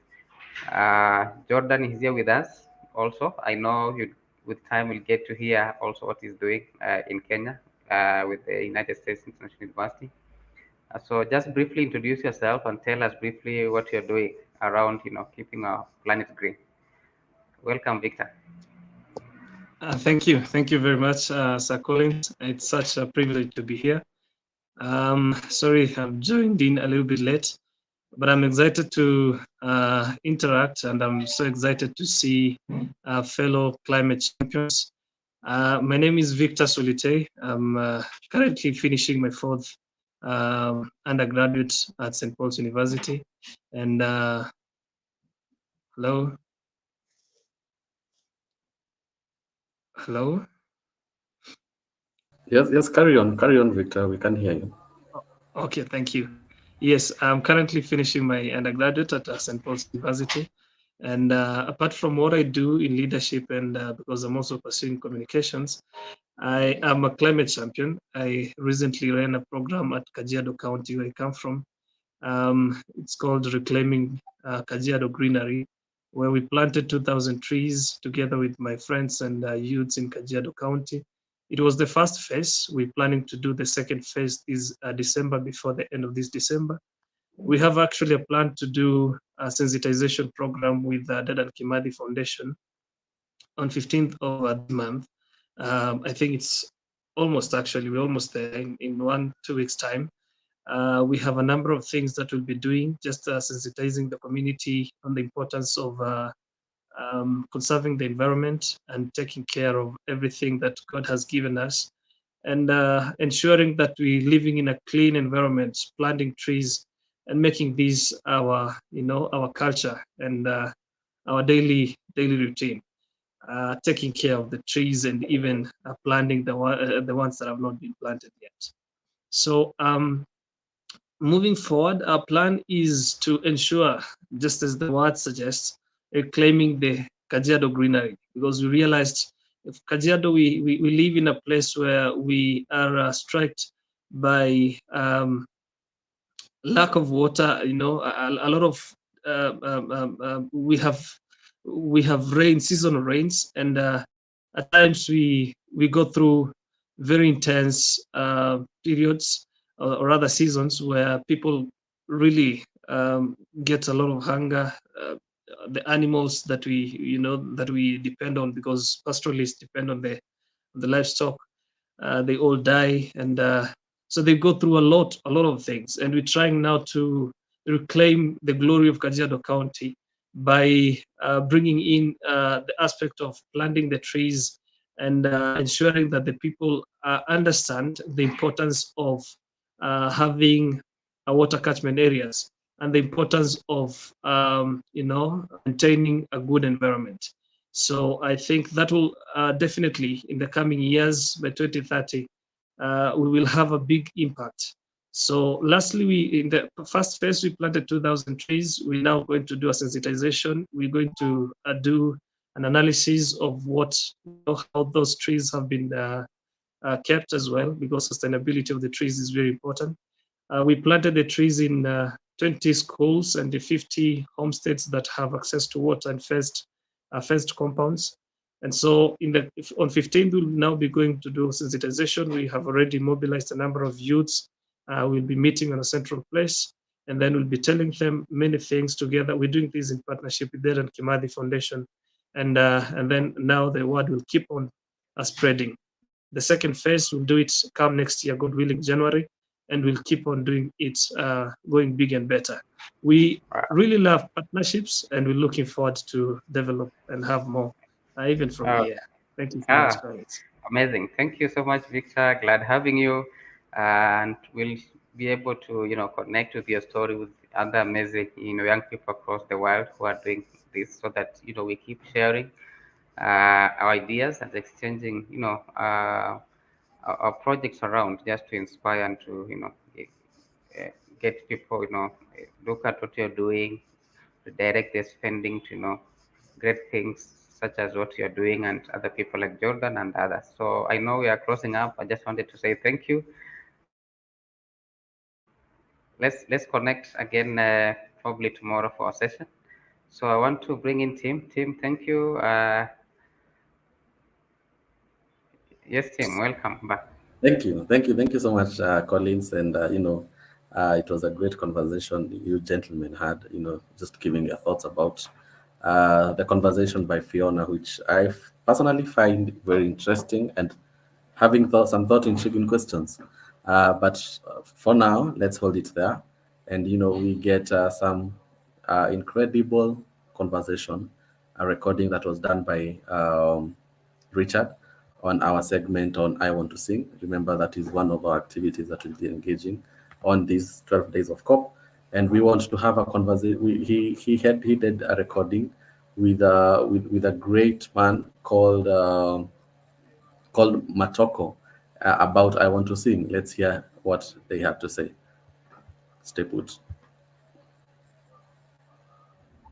Cafe with Makoto-san and David Coe while I'm at home, in the comfort of my home, I might add, on this rainy, ugly November day. Great to have you here. Thank you so much for making us fit into your very tight London schedule. Thank you. And thank you very much. So let me quickly introduce myself very quickly, because I have a different hats. So I'm working for the largest life insurance company in Japan, which is called Nippon Life. And I'm responsible for international affairs, government relations of the company for so far 16 years. With United Nations, G20, APEC, OECD, IFRS Foundation, BIS, World Bank, IMF. This is my proper job in the company. So for the past 10 years, I have been serving as a Sherpa for the working group established by APEC finance ministers on the role of promoting the role of long-term institutional investors to support sustainable, resilient, inclusive development of Asia-Pacific region. So in APEC, I was serving somewhat like an icon for the high-level recommendation sent to finance ministers on what we can be done what we can, for example, just achieve as the recommendation as a public-private partnership. That was a very serious job-related responsibility that they have been doing. So this year, 10th year already, and we have just got endorsement from APEC Finance Ministers during the APEC Finance Ministers meeting in San Francisco in November by actually the Secretary Yellen of the Department of Treasury Department of U.S. is actually was chairing this year's APEC. So this is my first involvement on the sustainable development. So we have been doing for 10 years. This means that we have already working more even before the SDGs was approved at the United Nations. So this is how I started working on this. And then as a Sherpa, I wrote maybe 100 pages in English about why it is important, what we can be done, what are the impacts. Nobody read. So we were wondering how many people actually read the document that I wrote. I'm not an English native speaker, but still I wrote 26 pages on the recommendation. Nobody, except for the co-authors, for those people who are engaged in SDGs by the big companies and investors who have already known the sustainable issues. And then we are feeling that unless we mobilize the people who don't care SDGs, who have never heard of climate actions or climate challenges, those people should be invited. So it's not insurance, it's not theory, it's not formula. So that's why I just thought that maybe entertainment would be a better way to gather people and just entertaining them at the same time educate them. So our goal is to replace completely the word education by edutainment. So we bring the entertainment for any level of education, from children to grown-ups. So this is how we started this idea. And first I started from music. For example, we organize a music concert. We bring the artists to the international meetings, such as OECD meetings, APEC meetings, United Nations headquarters. I brought the musicians, and when I was making a speech, we organized a reception for United Nations Principal Responsible Investing at the Tokyo Tower, and I organized the concert, and that was sponsored by Nippon Life. That's why that concert was actually part of my life as a music producer, international phase of the largest asset owner in the country, would be commingled now. So this is how So this is my life to Dubai. And then after Dubai, I immediately flying to Frankfurt and Munich. And then I meet the policymakers and we negotiate on what should be supported by us. So this is kind of my professional life. But also for music side, I sometimes combine the Japanese musicians. And then since the foreign people love anime, so sometimes I organize the anime concerts. Like Ghibli movies, very, very popular here in London, for example. Totoro musical was all fully booked. Now we are turning the Totoro music to jazz. And then we are planning to have a jazz concert here in London and Paris and also the Netherlands or maybe Italy. And then it's an anime concert, but with a jazz or other Japanese traditional instruments or maybe rock and roll, many different ways of on the anime, and we called SDGs Anime Festival, and SDGs, so S like Sailor Moon, Slam Dunk, and then like D like a Demon Slayer, Dragon Ball, Disney, G like Ghibli, Gundam, Gegen no Kitaro, Galaxy 1999. So it's like SDG, very clever. And we are having a concert and inviting other artists, and we are planning to do this in many different places. So next year, I'm thinking of having a concert and also a conference in Hong Kong, inviting the maybe ISSB as a keynote speakers and ended by my music performance. Another story is my life story. So my mother is actually a painter, but I had some of the tragic history of my life. So when I was 6 years old, the exact year for the expo in Osaka. So my father and mother divorced, and then I was just put under the custody of my father. And my mother was instructed not to see me for the next 20 years. That was a promise made. So for 20 years, my mother disappeared from my life completely. So I did not know even my mother was alive or not. So, and then all the things that reminded my mother has been completely destroyed and removed from my life. So from 6 to 26, my mother did not exist at all. And my mother's dream was to make myself as a abstract painter, just like her. But that dream just put an end at the age when I was 6 years old. And then for the next 20 years, since she was not allowed to approach to me, she has something to remind me. For example, one of this is the letter from the grandfather to my mother celebrating the birth of me. The second one is the notebook on which I draw some pictures about the Osaka Expo, and also some of the paintings actually was talking about biodiversity. So at the age of 6 already, I was very interested in that subject. And actually, that painting was trying to tell the people that there is the connection of the three things. The pollution from the factories would affect on the somewhat like a fish or birds. It's like a combination of fish and bird flying in the air. Yeah. And it was affected by the pollution of the factory ash, and that would have a negative impact on the paddy fields in agriculture. So this is kind of topic of the painting drawing that I draw at the age of 6. So it was a souvenir for 20 years when my mother left me. And then when we got together, the first one was the postcard from my mother when I was 26 years old, suddenly arrived in my house. And then she said that now I'm allowed to see you, so please come to my exhibition. And my mother was a member of the Salon de Paris in France. And abstract painting was like kind of, and then that book was returned to me. And that became the souvenir because my mother already passed away when I was in New York. So the idea is that now I'm teaming up with a digital artist in Japan, professional digital artist. He is very moved from this life story. And then he wanted to make this painting as a digital art.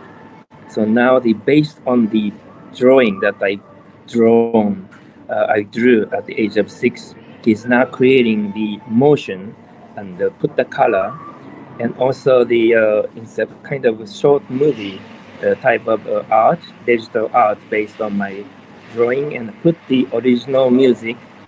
He's also a musician, and inviting the singer, and the singer is actually singing over that original song.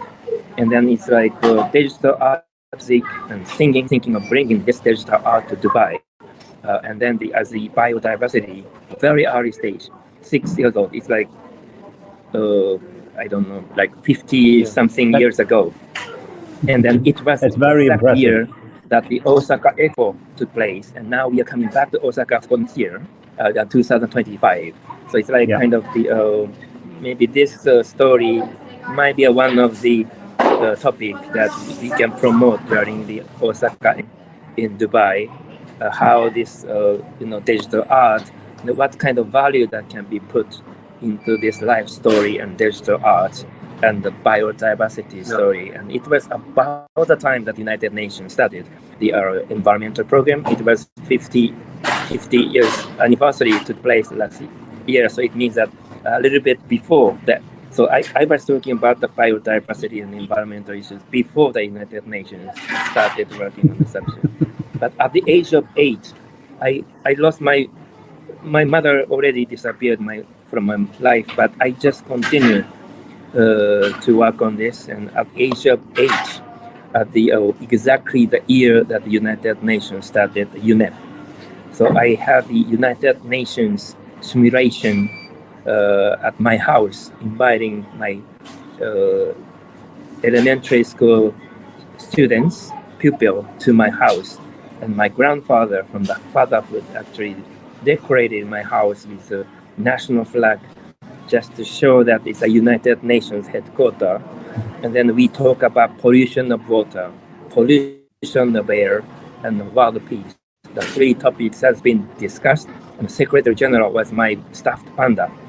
And I just served for my Secretary General stuffed panda, and I drafted all the agenda and reports and discussions, but we have already started working on this when I was 8 years old. So that kind of all my childhood actually influenced how I'm now working with United Nations and UN NGOs or the institutional investors to promote the things that I have already working on at the age of 6. So this is kind of very long story of my life. Well, it's a fantastic story. Is it possible to get a picture? Yeah. So now I have a Facebook, so afterwards I can send the original drawing, and now some of the midway that because it's not finished yet, but the digital artist is actually sharing some of the work just in the social media to inform that he's now working on this project. I see. I mean, it's a fantastic story, Background story. Yeah. Yeah. So clearly, art and music is very close to your heart. I mean, I think it's a marvelous story, all the way through, and clearly, in your life, art is very central, judging by the story you're telling. And I was there at the first ISP board meeting in London in April 2001. Yes. So tell us about 2 things. One is in Dubai, as you go to COP, how do you feel about the COP itself? And because you have a very different program, you planned a very different program than from others. And maybe describe a little bit about that. So at this moment, I'm not very sure how the Dubai meeting will take place because the information is limited, and there are so many people working on so many different projects, but it doesn't seem that they communicate each other. No. So a lot of similar projects are going on in parallel, but they're not very coordinated. So far, I'm registered for 3 meetings at the same time, on the same day, and then just allow me to be there if I want. Yeah. And then I will see how the schedule will go. Yeah, complicated. Because I'll be there only for limited time of the day. The session, for example, I arrive in the morning of 7th of December, and then I have to leave in the morning of 11th. So 7, 8, 9, 10. So only 4 days for me. Yeah. And then the big meeting actually took place on 4th of December, which is called Financial Track. So we are involved in the projects such as Net Zero Asset Owners Alliance, Net Zero Alliance, also G Funds. There is a meetings will take place on 4th of December, and I was asked to be there, potential speaker, but I have already issued my tickets, and I will be in 4th of December. I will be in Brussels. Okay. Working on talking about European European standards. And then I go to Paris, and I be young generations and business and society. So that is the topic. So typical topics for me was the international financial reporting standards or capital requirements or risk management, systemic risk, even the resolution of the failure of the companies or maybe sustainability issues. For the first time I was invited as young generation. I'm not young, but this is apparently because of Music for SDGs. I was invited by the organization to talk about the entertainment insurance and the involvement of young people who care about the future. So without hesitation, I will talk about movies, fashion shows, art, music, educations, and how we can combine the sustainability and insurance and investments and young people, something like that. So this is a Paris meeting, so I cannot miss. I was not able to miss that. No. That's why I have chosen to be in Paris on 6th of December, and then I'm flying to Dubai just after. And I was in Nairobi, and there was a storyteller talking about the environment, and he was talking about Spirited Away, how the pollution turned the river god into a demon. So this theme where the environment and what we're doing with it is really strong in the movies, in the arts. When I had the jazz anime concert in New York in 2018, so we rented the theater next to the front of the Opera Majestic Theater. There was a small theater, and I just asked the Japanese jazz musicians based in New York. One of them is probably the best jazz guitarist in the history of Japan in the US. And then asked them to perform the Ghibli music songs in jazz. And we had a jazz concert, and I acted like MC. And then I talked a little bit about story about each of the Ghibli and anime movies and relationship is a different SDGs topic.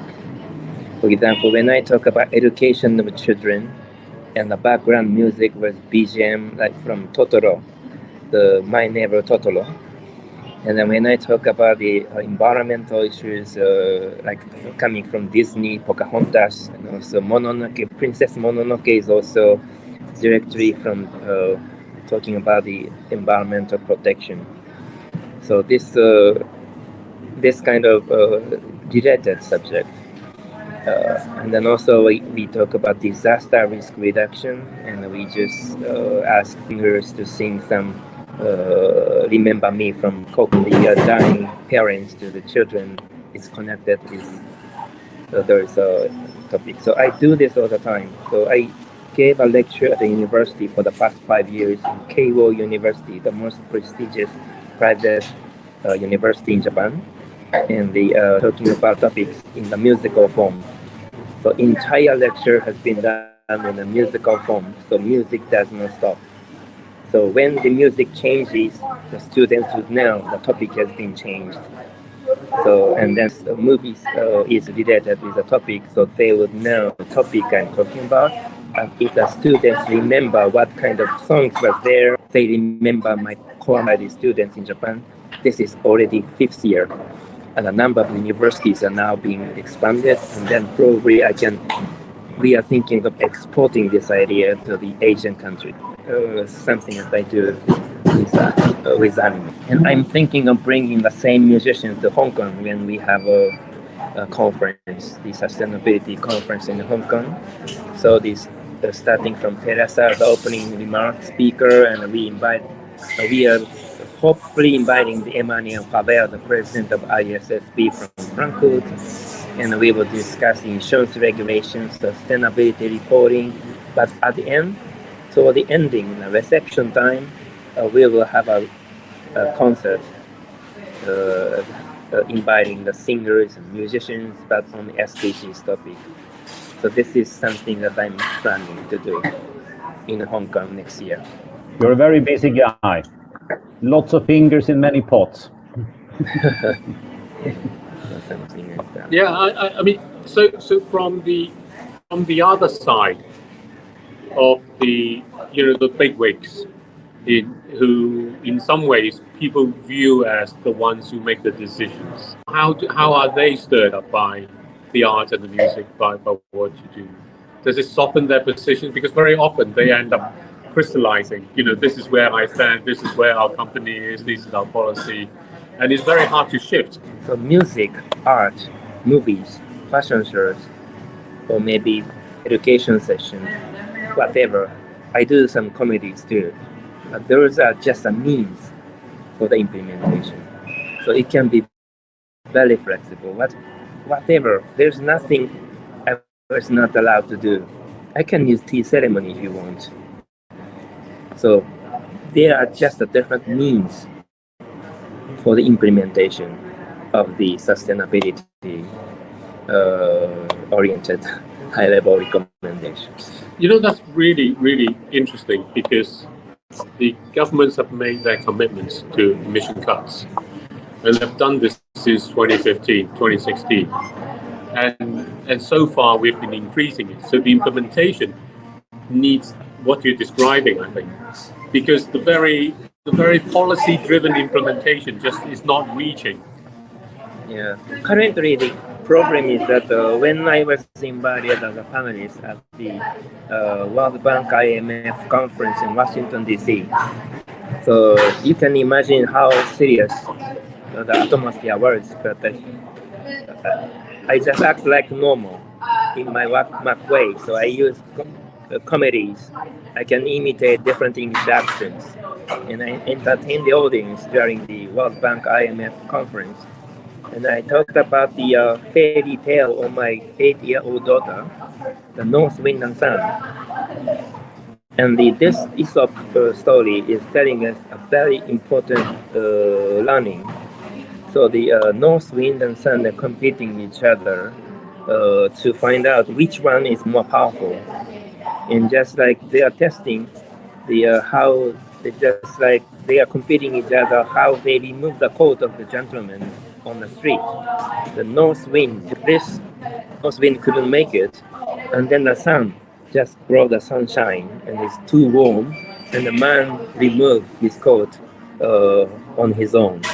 That was kind of very simple, and I brought this book to IMF World Bank conference, and it was well received because the European representative was from Greece, and he was happy that I talked about Greek book.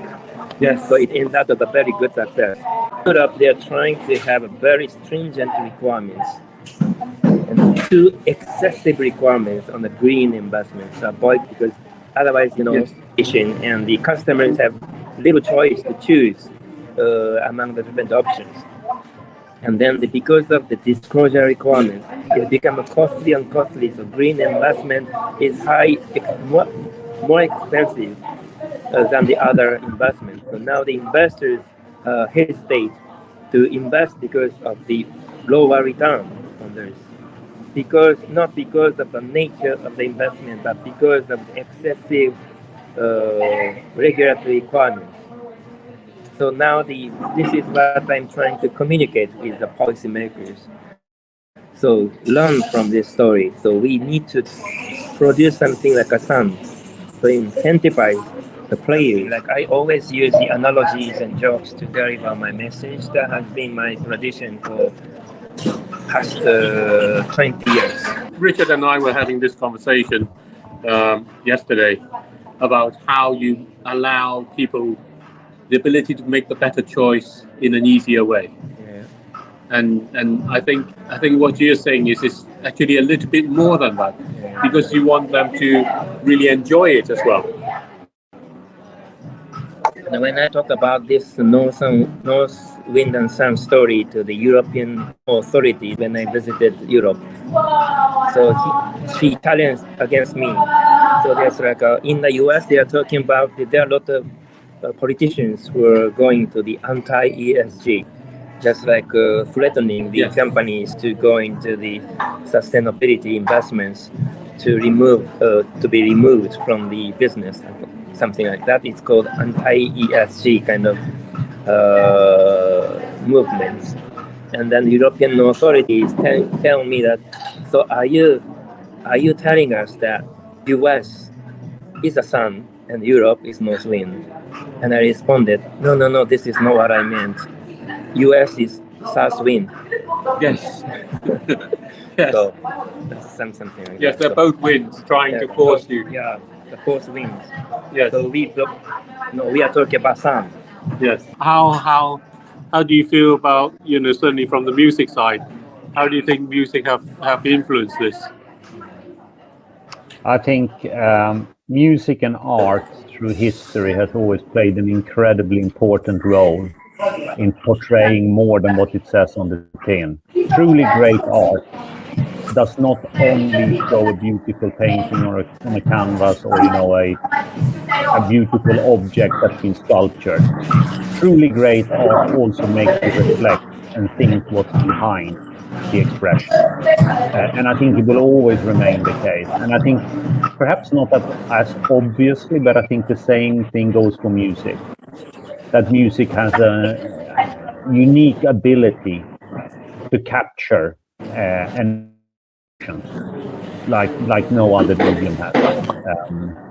But I think through history, art and music has been incredibly important and actually it's been created by some of the most forward thinkers we've had on the planet. But at the time, they were perhaps not recognized as such forward thinkers, and they were actually facing backlashes. And I don't think that's changing. I think it will always be the case. So that whenever you push new ideas through art and music, there will be a resistance because forward thinkers will always meet resistance. You traveled a lot. You've seen many different places, and you've been involved, as you say, since you were 6. You've been aware of this need for better respect and better connection with the world, with nature, and from that, how do you feel looking forward? Are you optimistic, or are you where do you sit in where we are today? I mean, this year, the science tells us we have failed to meet many of the things. We have had moments when we've crossed over that hurdle of 1.5 degrees. We have seen the Amazon River in a dry state more than it has ever been. But do you feel from the people side? How do you feel that yourself? So I think if you look at the documents of SDGs document adopted in 2015 September, there are 17 SDGs, and they have a lot of the specific requirements for each of the SDGs. There are a lot, and then originally it was supposed to be completed by 2030. Yes. 2030, right? Yes. We are already going to 2024. Yes. So if you ask me if I'm optimistic of achieving all of those, I'd say that skeptical. Yes. So I don't know how many people actually think that all of those will be completed by 2030. It's quite challenging at this moment. Yes. Now we need to focus on something, at least the most prioritized ones. Because if you say that, that's impossible, and if you don't do anything, it will not change the world at all. So we need to focus on something very crucial, and that can be done. So my company has chosen the different aspects, but usually the environment and the human rights and also the community related, the community related matters is like promoting the business. Those 3 aspects as highest priority, and we are focusing on those topics. We cannot focus on everything. So, and I don't think the insurance company should be responsible for all the SDGs. So now at least some of the topics we are going to proceed. Important issue is that we should have a good balance. We say balance of yin and yang, actually to achieving the goal for climate, but not only for the reduction of CO2. We feel that emphasis was too much on the reduction of CO2 emissions, but but only consequence is the reduction of the future emission of CO2. That will not solve the problem. That will just delay the problem a little bit. Right. But it does not solve the fundamental situations. So we need to work both on the biodiversity or maybe protecting the forests. So if you destroy the forest for creating the renewable energy power plants, so we are very skeptical about this kind of solutions. So we need to have a good balance between the biodiversity and also the climate actions. So this is one of the standpoints, and we are helping the industry to transform on their own, just like a sun. And then in APEC, the most important keyword is transition. So transition finance, the most most discussed item, especially in Asia Pacific. So when the energy industry is trying to transform, they need some funding. So then we are trying to serve as a financial institution, how we can fund those transition rather than divest from those industry at day one. So the initial, some of the activists did not understand this. And if they just have a transition finance, that would keep some funding for the energy intense industry, and we are criticized by doing so. But if we sell everything and remove all the funding from those companies, so they cannot actually transform their business. Yeah. So this is a kind of the issue. So we would like to have a pragmatic approach, is to help them. But the third point is that we are the largest asset owners, means that the largest stock owners, the companies traded in Tokyo market. We are the largest in the private sector. So then we have 7,000 companies whose shares are owned by us. And we have a dialogue with each one of them and report back to us how they plan to transform their business toward sustainability. So this is a kind of, we are not like a cowpass. We are very kind. We are not like, I mean, I don't think they are afraid of us. But still, we try to communicate with them to help them understand that our shareholders want them to change their business. Yeah. I think one of the things you I mean, from Richard and myself, we have this aspect by which, at the moment, where people invest, for example, in a renewable energy, the way we think of it is you want to bring in an extra layer where you essentially keep the reserves of the coal and the gas and the oil.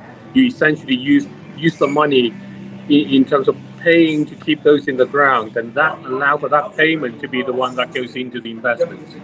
So you achieve in part very interesting, where you go and say, where do you make that investment itself? Because these discussions have emphasized scale over the purpose, the achieving a balanced world. That's kind of how I see and what you're reflecting. And especially important thing is some of the activists went very extreme, so they are just breaking into the international meetings. Yeah. And just physically stop the meetings, and those are regarded as a terrorist. Yes. And now some of the activists actually seen from us those groups that we need to call security guards.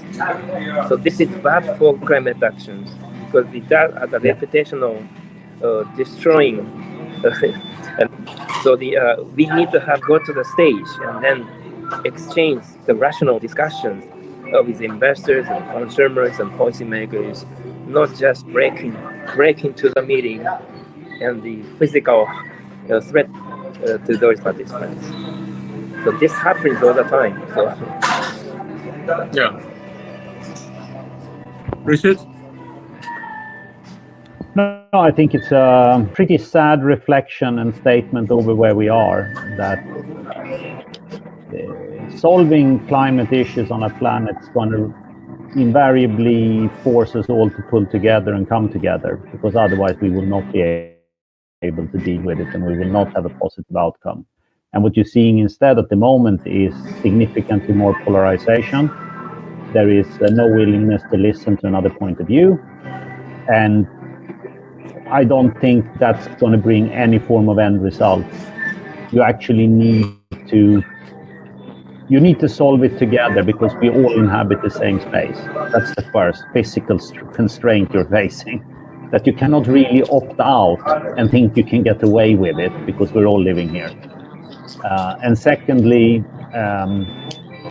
like you're pointing out, with the increased polarization and even violence around climate actions, just increases the alienation of a lot of people that simply cannot square the circle, or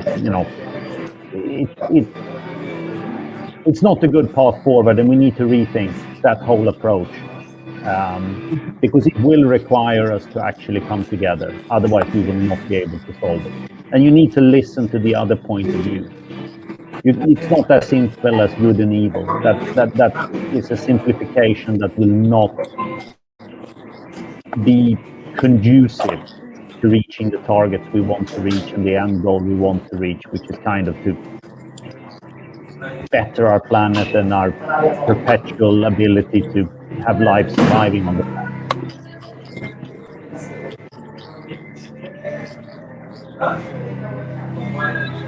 Have you found that certain cultures are more able to follow this kind of thinking? Well, since I have been working on the policy matters with the government relations kind of people, so everywhere there's a policies. So, but at this moment, the UK governments are closer in terms of feeling to us. So they are helping the business to have a transition. So it's among the European nations, actually UK is actually more friendly to our approach at this moment. And then in the European EU, this UK rather than continental Europe. So Hong Kong, other like Singapore, there was a very pragmatic authority. So we try to international negotiations. So in Asia, we will say that we try to avoid copy and paste from the EU. UK is looking at the external market rather than internal European markets. So the UK rule is more growth oriented. US is they don't care European regulations, so there's no 0% for US to follow Europe approach. So this discussion does not exist. No. So coming back to the music and the art. So what piece of music do you find most uplift you? So I'm always a part of jazz team. So I invited lots of different musicians in a different genre, and I invite the usually I like the fusions. So for example, my partner artist based in London is actually a Japanese fusion with Western culture. So it's like wearing kimono as a dress, and having the European songs but with Japanese instruments. This kind of fusion is very typical way for us to entertain people. And also I'm singing anime songs in jazz, bossa nova, samba, merengue. Wow. So this is my style. So I like jazz. Mm-hmm. We invite a lot of different people, like a musical actress. I'm training UK British harpist to practice Japanese anime songs. She is gonna play the beautiful anime song with harp. So I want to have a diversity in my concert. And one of the amazing concert music piece which was experienced during the APEC meeting, one of the APEC meeting in Jakarta, Indonesia. So that was a very fantastic night. It was a gala dinner hosted by APEC Indonesia. And then the generous enough to give away music instruments to all the participants gathering for gala dinner. So everybody, just like a souvenir. But this instrument is called angklung. It's a bamboo-made simple music instruments in Indonesia, which have only one instruments have a number 5, 4, 3, 2, 1. In my case, I got 5. This means G. So if you just do this, the sound of G. Yeah. And if you have given 4, it means F. So each one is given only one sound. And then conductor is just showing waveform. And if you see your number is pointed, you just do this. And aggregate, it become a music. Believe or not, you just perform the Bohemian Rhapsody of Queen together. And then after this song, we had a standing ovation. It was an APEC gala dinner. Do you know what country, what economy represented?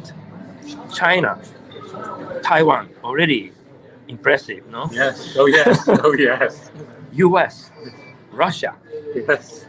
Japan, Korea. Yes. No, already 6, but we had 21. Yes. Can you believe? We just had the Bohemian Rhapsody together and standing ovation. So this is a perfect evidence that the music connects the people beyond politics. Of course, that's an amazing story, and I'm a little bit cognizant about time because I know you have an important event later on tonight, and I think we must be close to the point where you need to make the journey.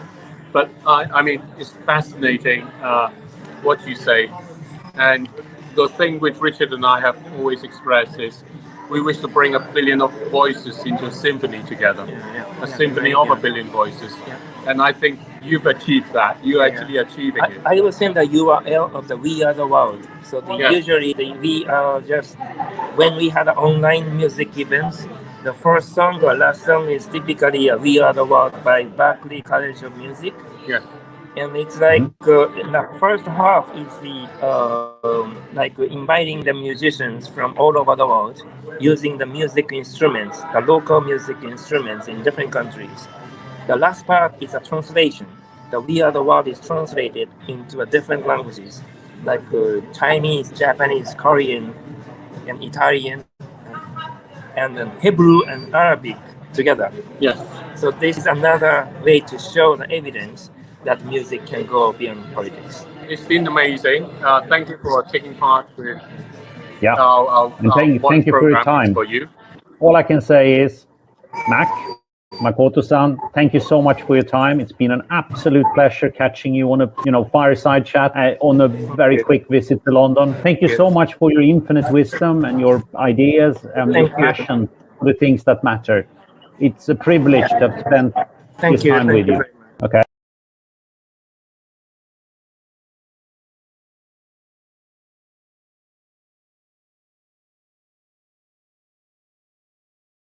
Great, an interesting video there, conversation, and very informative by Richard, David, and Makoto, and it speaks volumes. And Collins, how was it? Oh, thank you, Tim, and amazing, discussion to hear about, Mark and his work about the power of music in politics, in everywhere.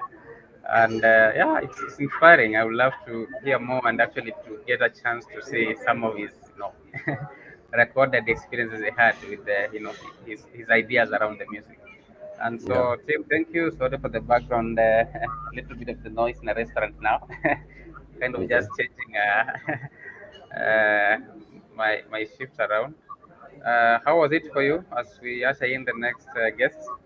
It was awesome. It was incredibly amazing, and I would say, it's interesting to see how powerful music can be.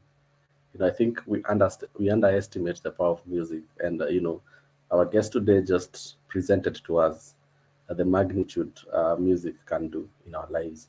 And now I think, without further ado, now I think, for the interest of time, I'll allow you, Collins, to introduce Sam, our next guest.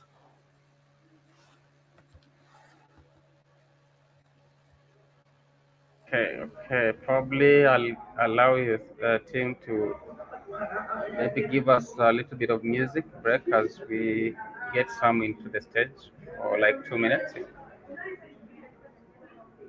Yeah, sure, sure. In the spirit of the power of music, let's listen some jam by one of our own, Larry Dwayne.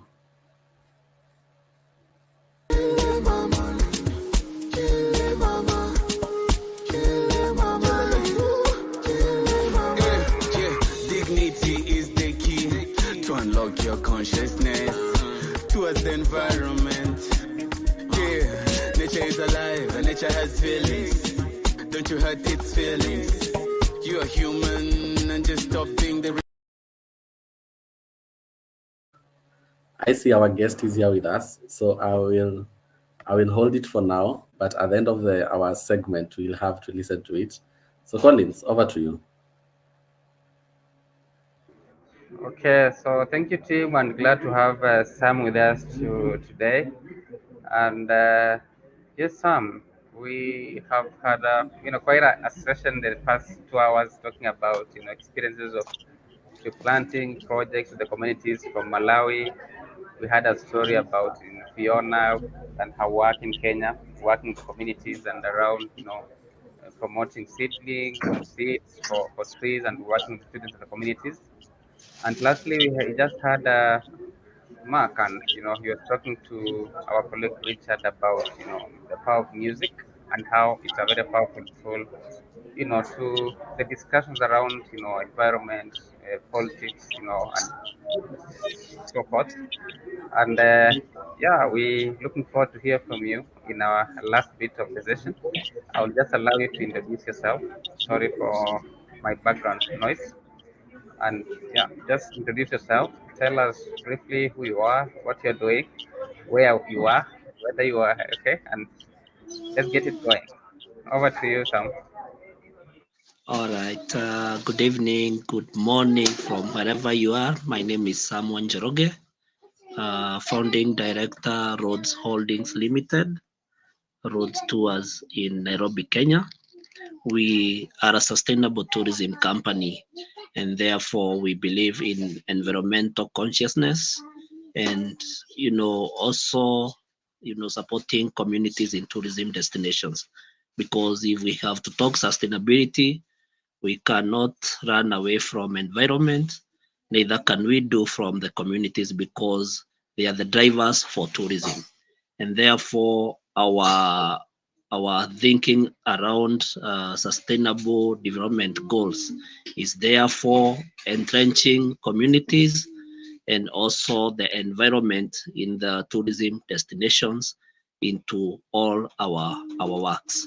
So I'm glad to be here, and when I see the topic that we have, or the theme that rethinking choices, helping you navigate climate change, then my heart and soul falls deep into that, because if we are not able to rethink our choices about environment or communities, then our company has no business.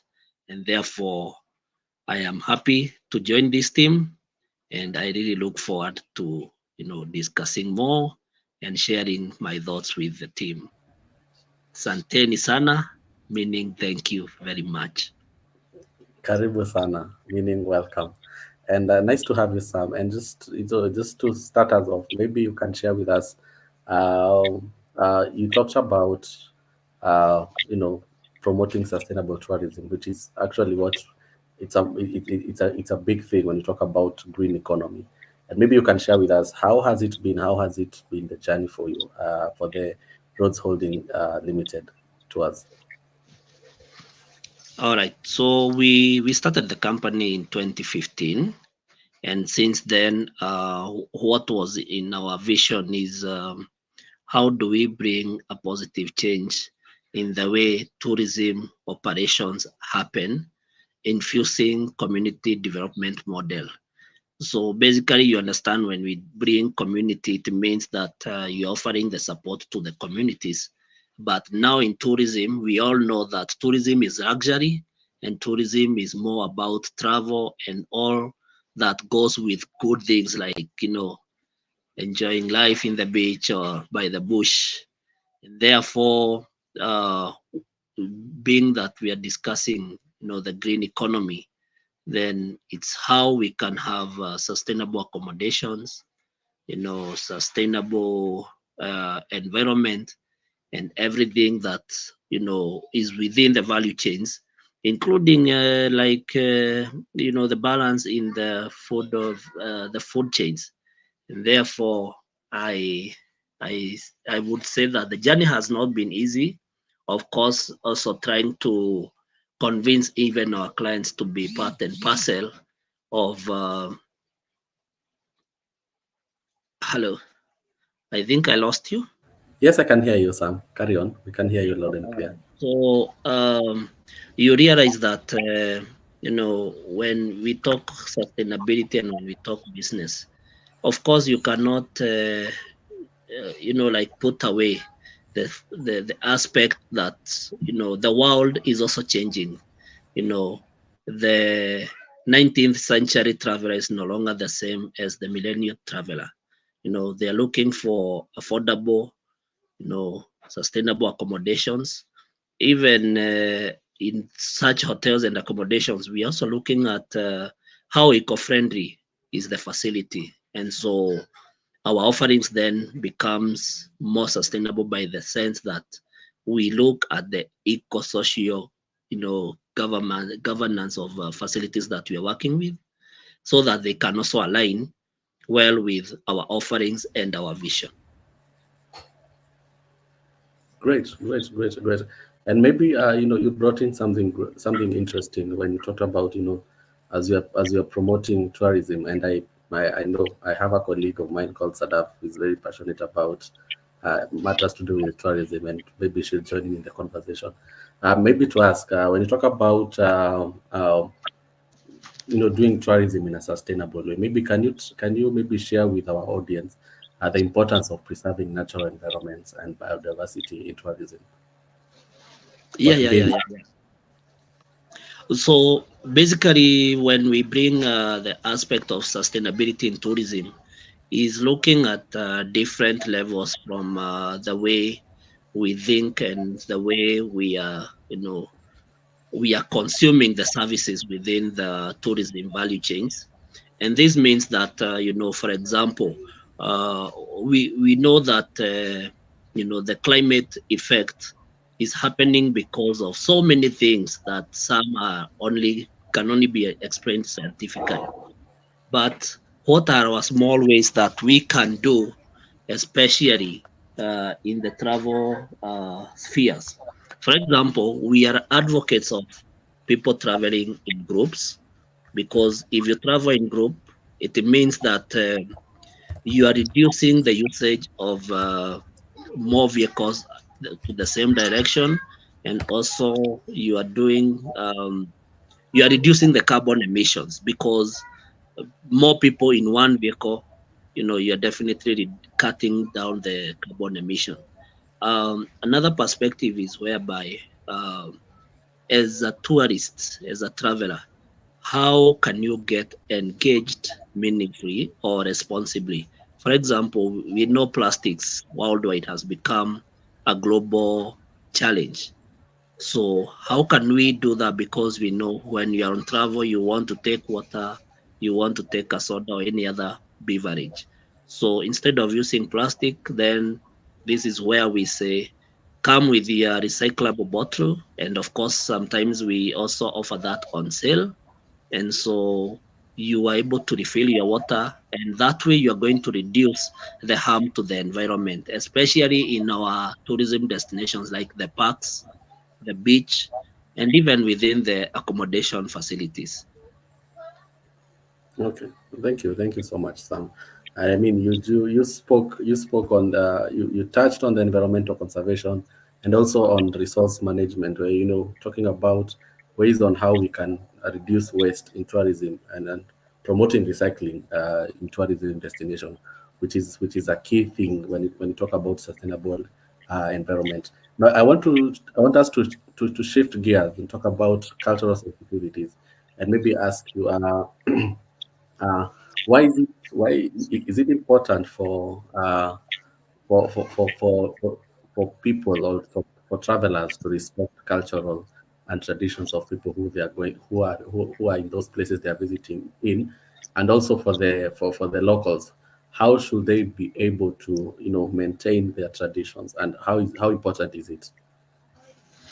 So I think first is to understand that different communities, different regions, different continents have their own cultures, and people feel well when they are respected and when we appreciate that their culture is unique to them, and we respect that. And I think that's more of a human right based approach, because we are saying that if I don't belong to the community that does one or two, three things different from me, then I appreciate that that is also a biodiversity, and that diversity is also, it's also a good thing, because when, for example, you come to my country, assuming you don't know the language of Swahili, which in Kenya is our common language, then it's something that you would also to learn.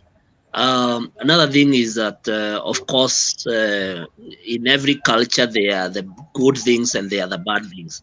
But of course, when we respect and understand the community background, then it means you're able to rhyme with them. And that's why we are able to promote the good practices within the cultures and to do all that. Okay, thank you so much, Sam, and for bringing that out. I think diversity. There is beauty in diversity. When we exhibit our diversity, it brings out the beauty in us, and that's really key.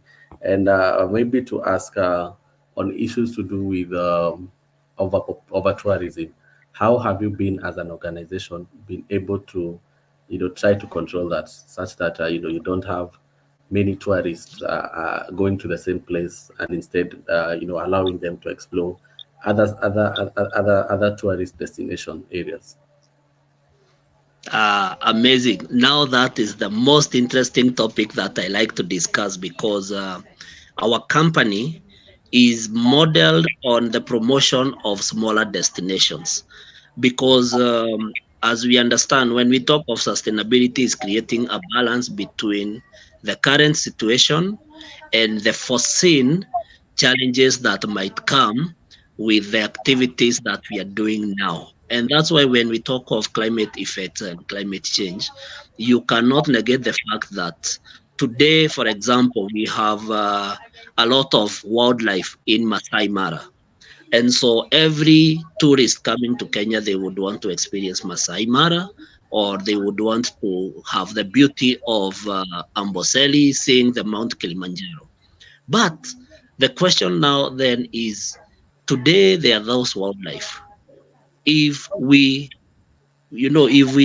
keep doing tours and travels into those specific parks, then other parks will lose the value, and we will have overconsumed one specific destination.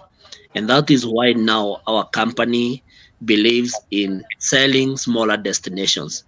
For those of you who know Kenya well, we understand that Kenya has very diverse landscapes, from the beach to the bush, but we have one very unique feature that is not popularly known.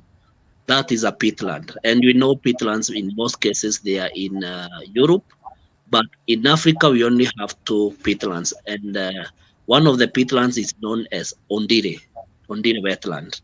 It's based in Kikuyu in Kiambu County. And that is a destination that we as a company are, have concerted all our efforts to conserve, because it's an important bird area, and it's also like the main source of the river. I mean, it's the main water source for Nairobi County and other counties.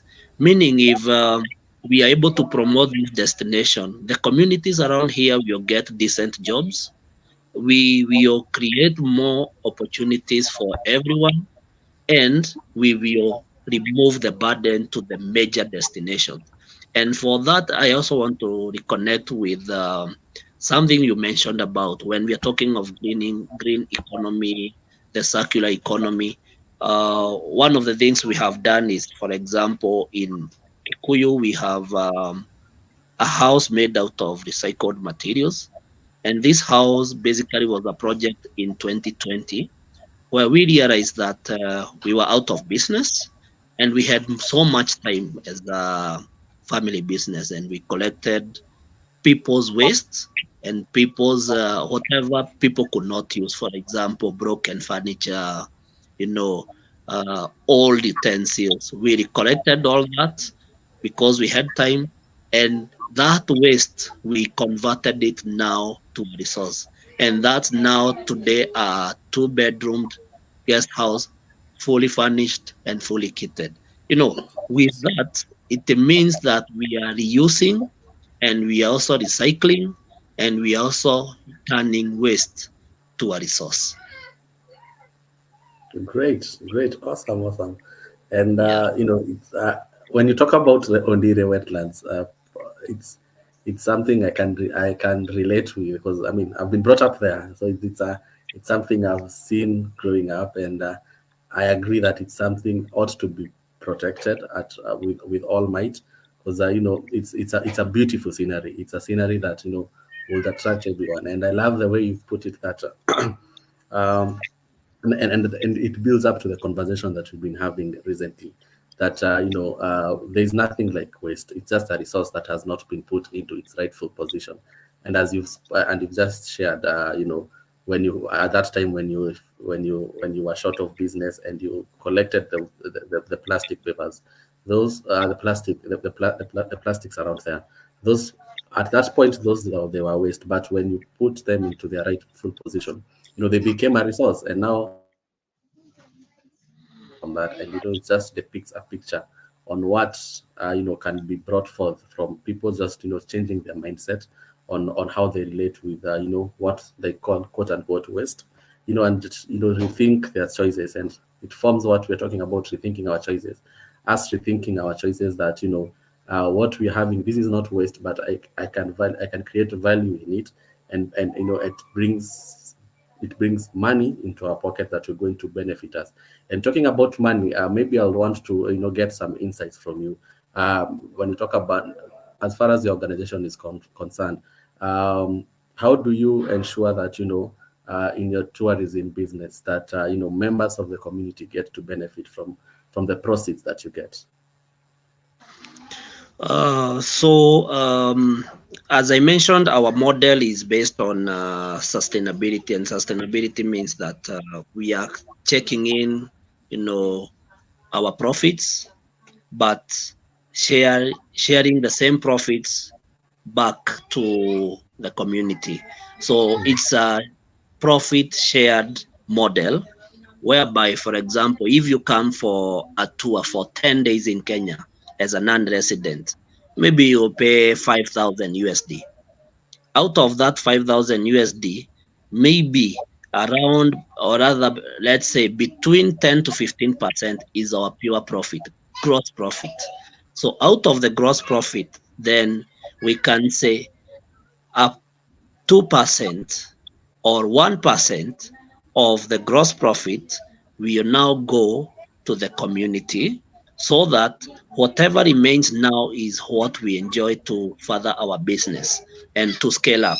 And that way, it means that we are able to support, for example, tree growing.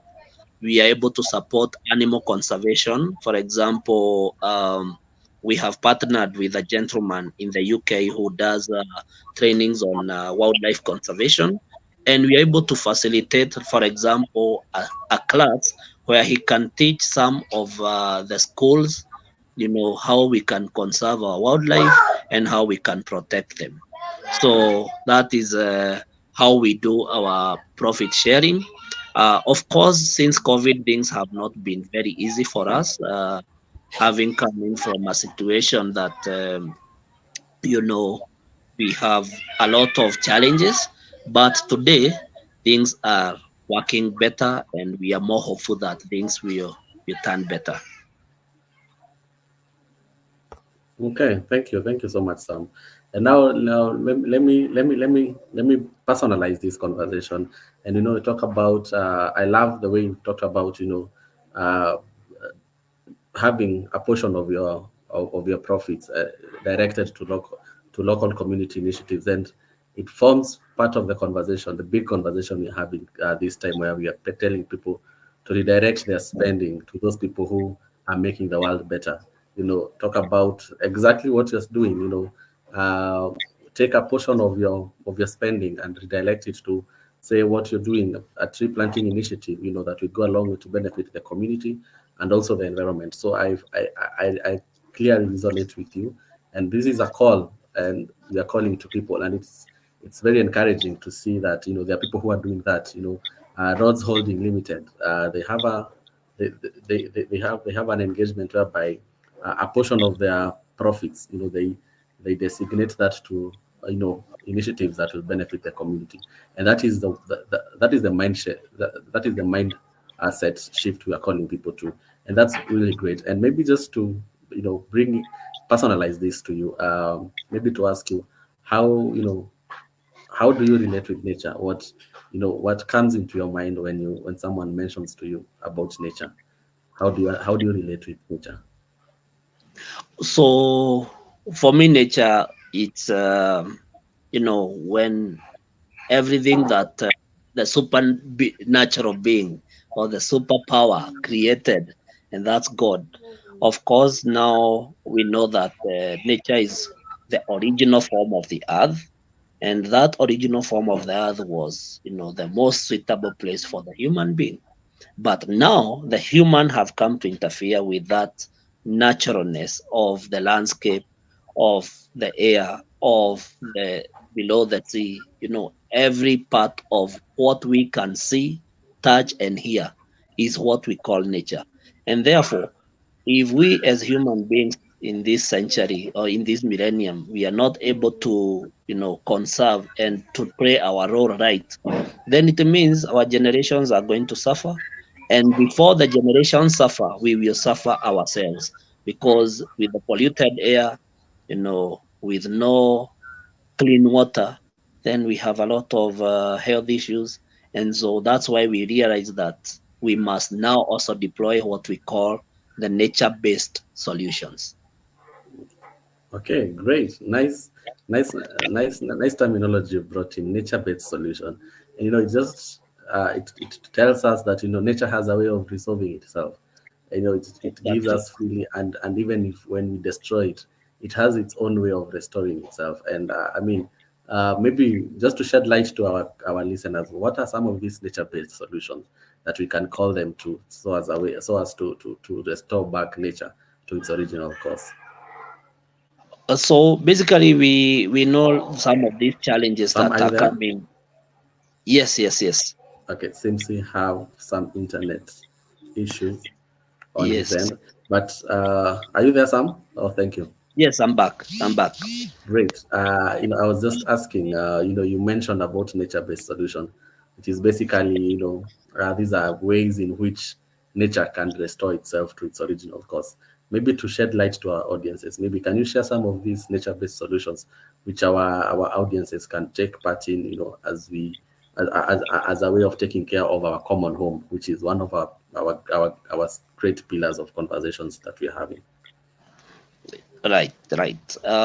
So I would wish to say that first, understanding the nature-based solutions is any solution that does not negatively affect that environment or the ecosystem. For example, farming is an activity that everyone has been doing since time, the world was created. And you see, we must farm. But how can we deploy what makes sense to us and also makes sense to the nature? For example, we are talking of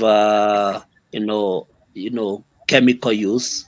We are talking of fertilizers, but we can go organic. So that's a solution that will restore our, our how do you call it? It will restore our soils to the naturalness of how they have been.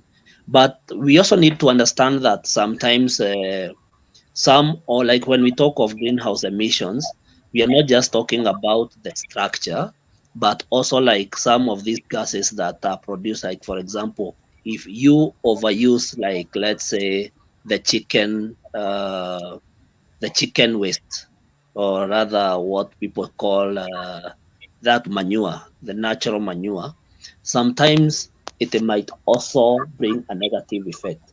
So understanding first, what is positive for the environment is key. So awareness is very important. Number two, deploying also scientific, technologies that are smart, and that can make, nature restore itself. Another thing I see is, human beings were created to be solutions by themselves. It's only that we have decided to become polluters. And therefore, if we can go back and bring back the balance of life and the things like the old people would do, they would not cut trees, but they would grow more. They would not just go killing animals to eat meat, but they could also balance with, organic, or what we call the vegetables that just grow traditionally. And then we balance all that, then it means we are going to let nature heal itself. And that is why you see, for example, when we go into construction, people want to do every type of beautiful design, but they don't care how the environment is affected. For example, we want to have the most beautiful kitchen or sitting room lounge fittings, and we want to cut trees, yet we can recycle maybe plastic and reuse it so that we remove it from where it's not supposed to be, but we also reduce the cutting of trees so that we have the tree cover that is required to reduce the excess heat in the air and all that. Great, great. Thank you. Nice nuggets there from you, Sam. And just to take us back, to the tourism topic that you're talking about, and maybe COP28 is happening. It's in Dubai. And, great conversations are being discussed there that are meant, to speed the realization of the sustainable goals, SDGs by 2030. And maybe from your background, from where you sit in the tourism industry, what are some of the regulations that you would propose, to be brought forth to ensure that we actualize the realization of these SDG goals by 2030 in the tourism sector? So I think I can speak here with a lot of authority in terms of tourism spheres, and I would say that for us to achieve the visions we have by 2030 of the millennial of the sustainable development goals, then we must travel sustainably.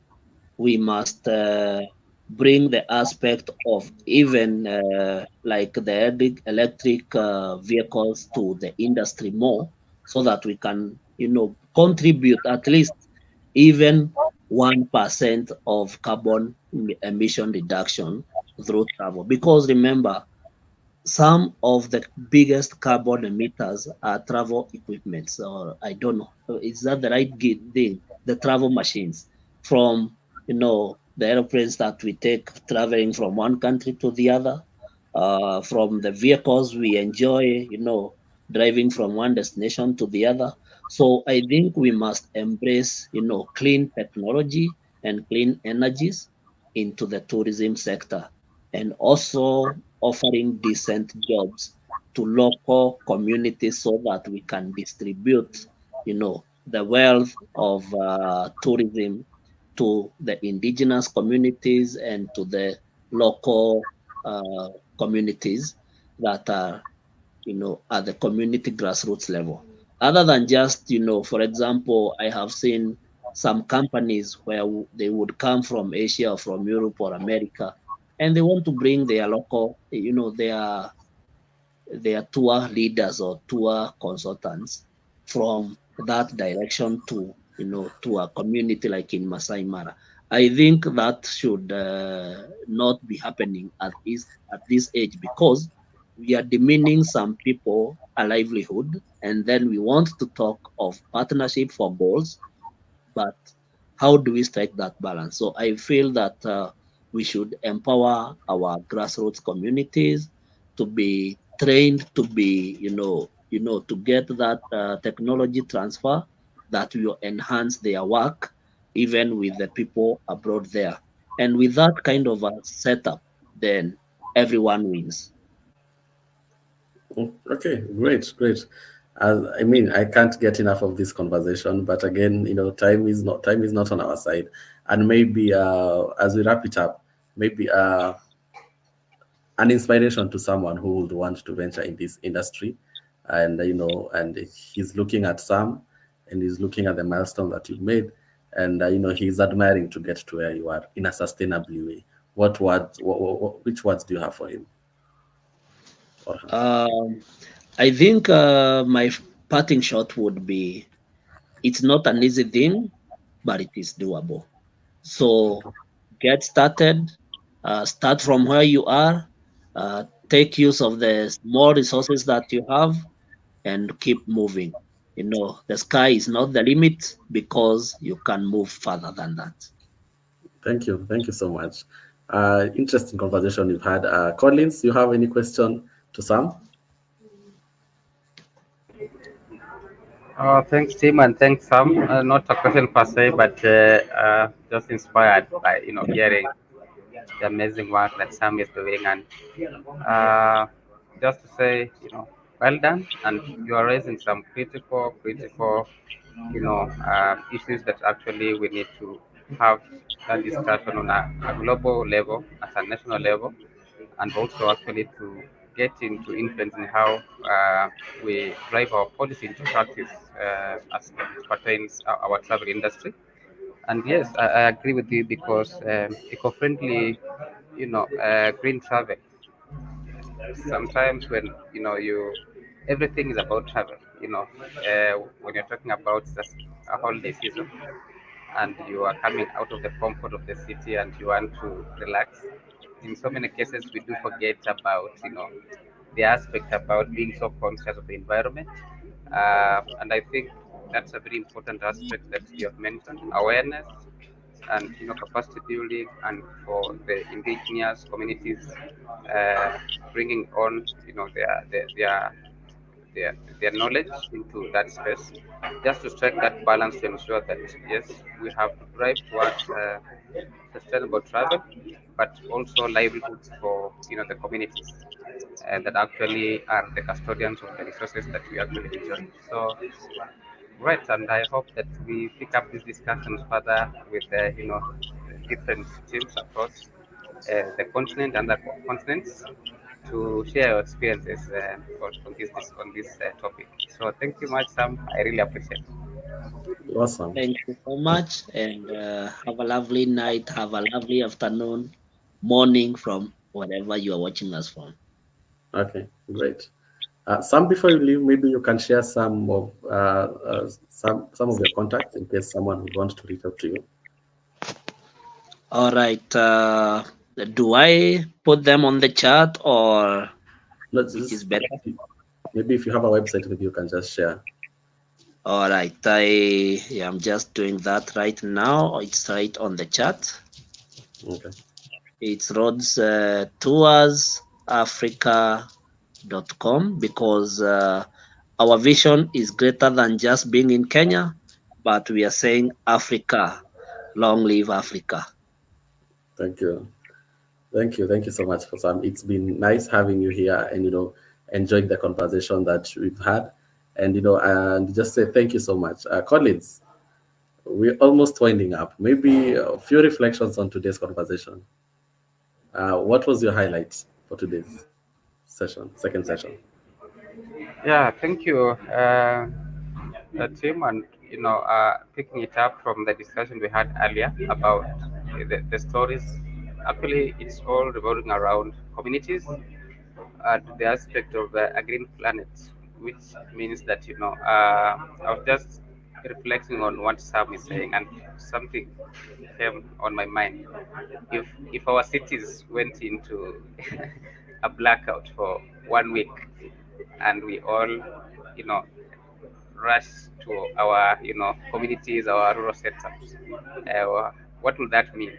So it means that, the people that actually are taking care of the resources that we enjoy when we are, on our holidays for tourism and everything, have a stake when we actually discuss matters to do with climate action.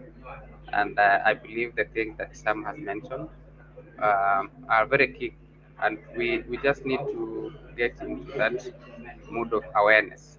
As I mentioned earlier, there is this excitement that comes, when you are flying on a plane or traveling to a tourist attraction site, and it, quite often we might forget about that aspect that, hey, maybe I need to plant a tree, I need to do away with my plastic, I need to just be conscious of leaving the place I've enjoyed a better place than how I found it. And so great, and that's how I see it.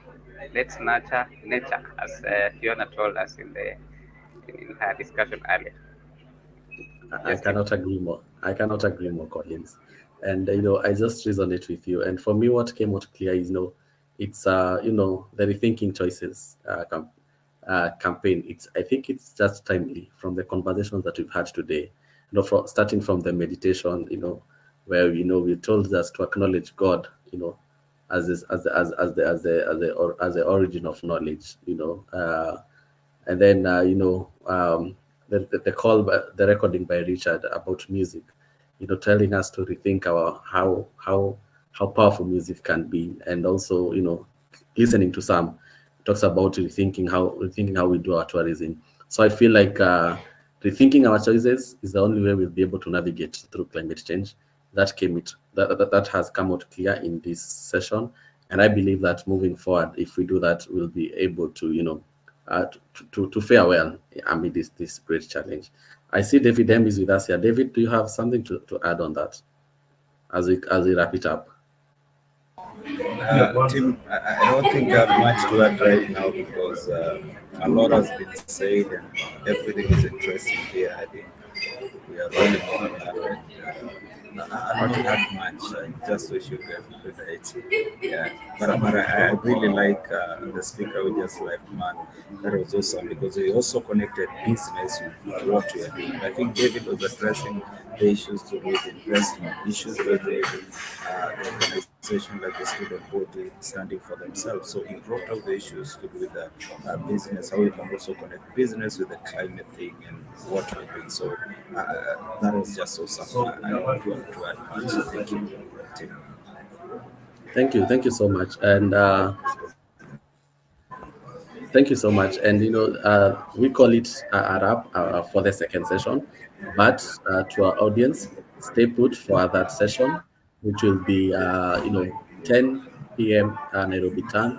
That will be also it will be 12 a.m. midnight Karachi time, and just Karachi time, and also Tokyo 4 a.m. So just stay put in our next session and get to enjoy more of this content. So from Nairobi, we say bye bye.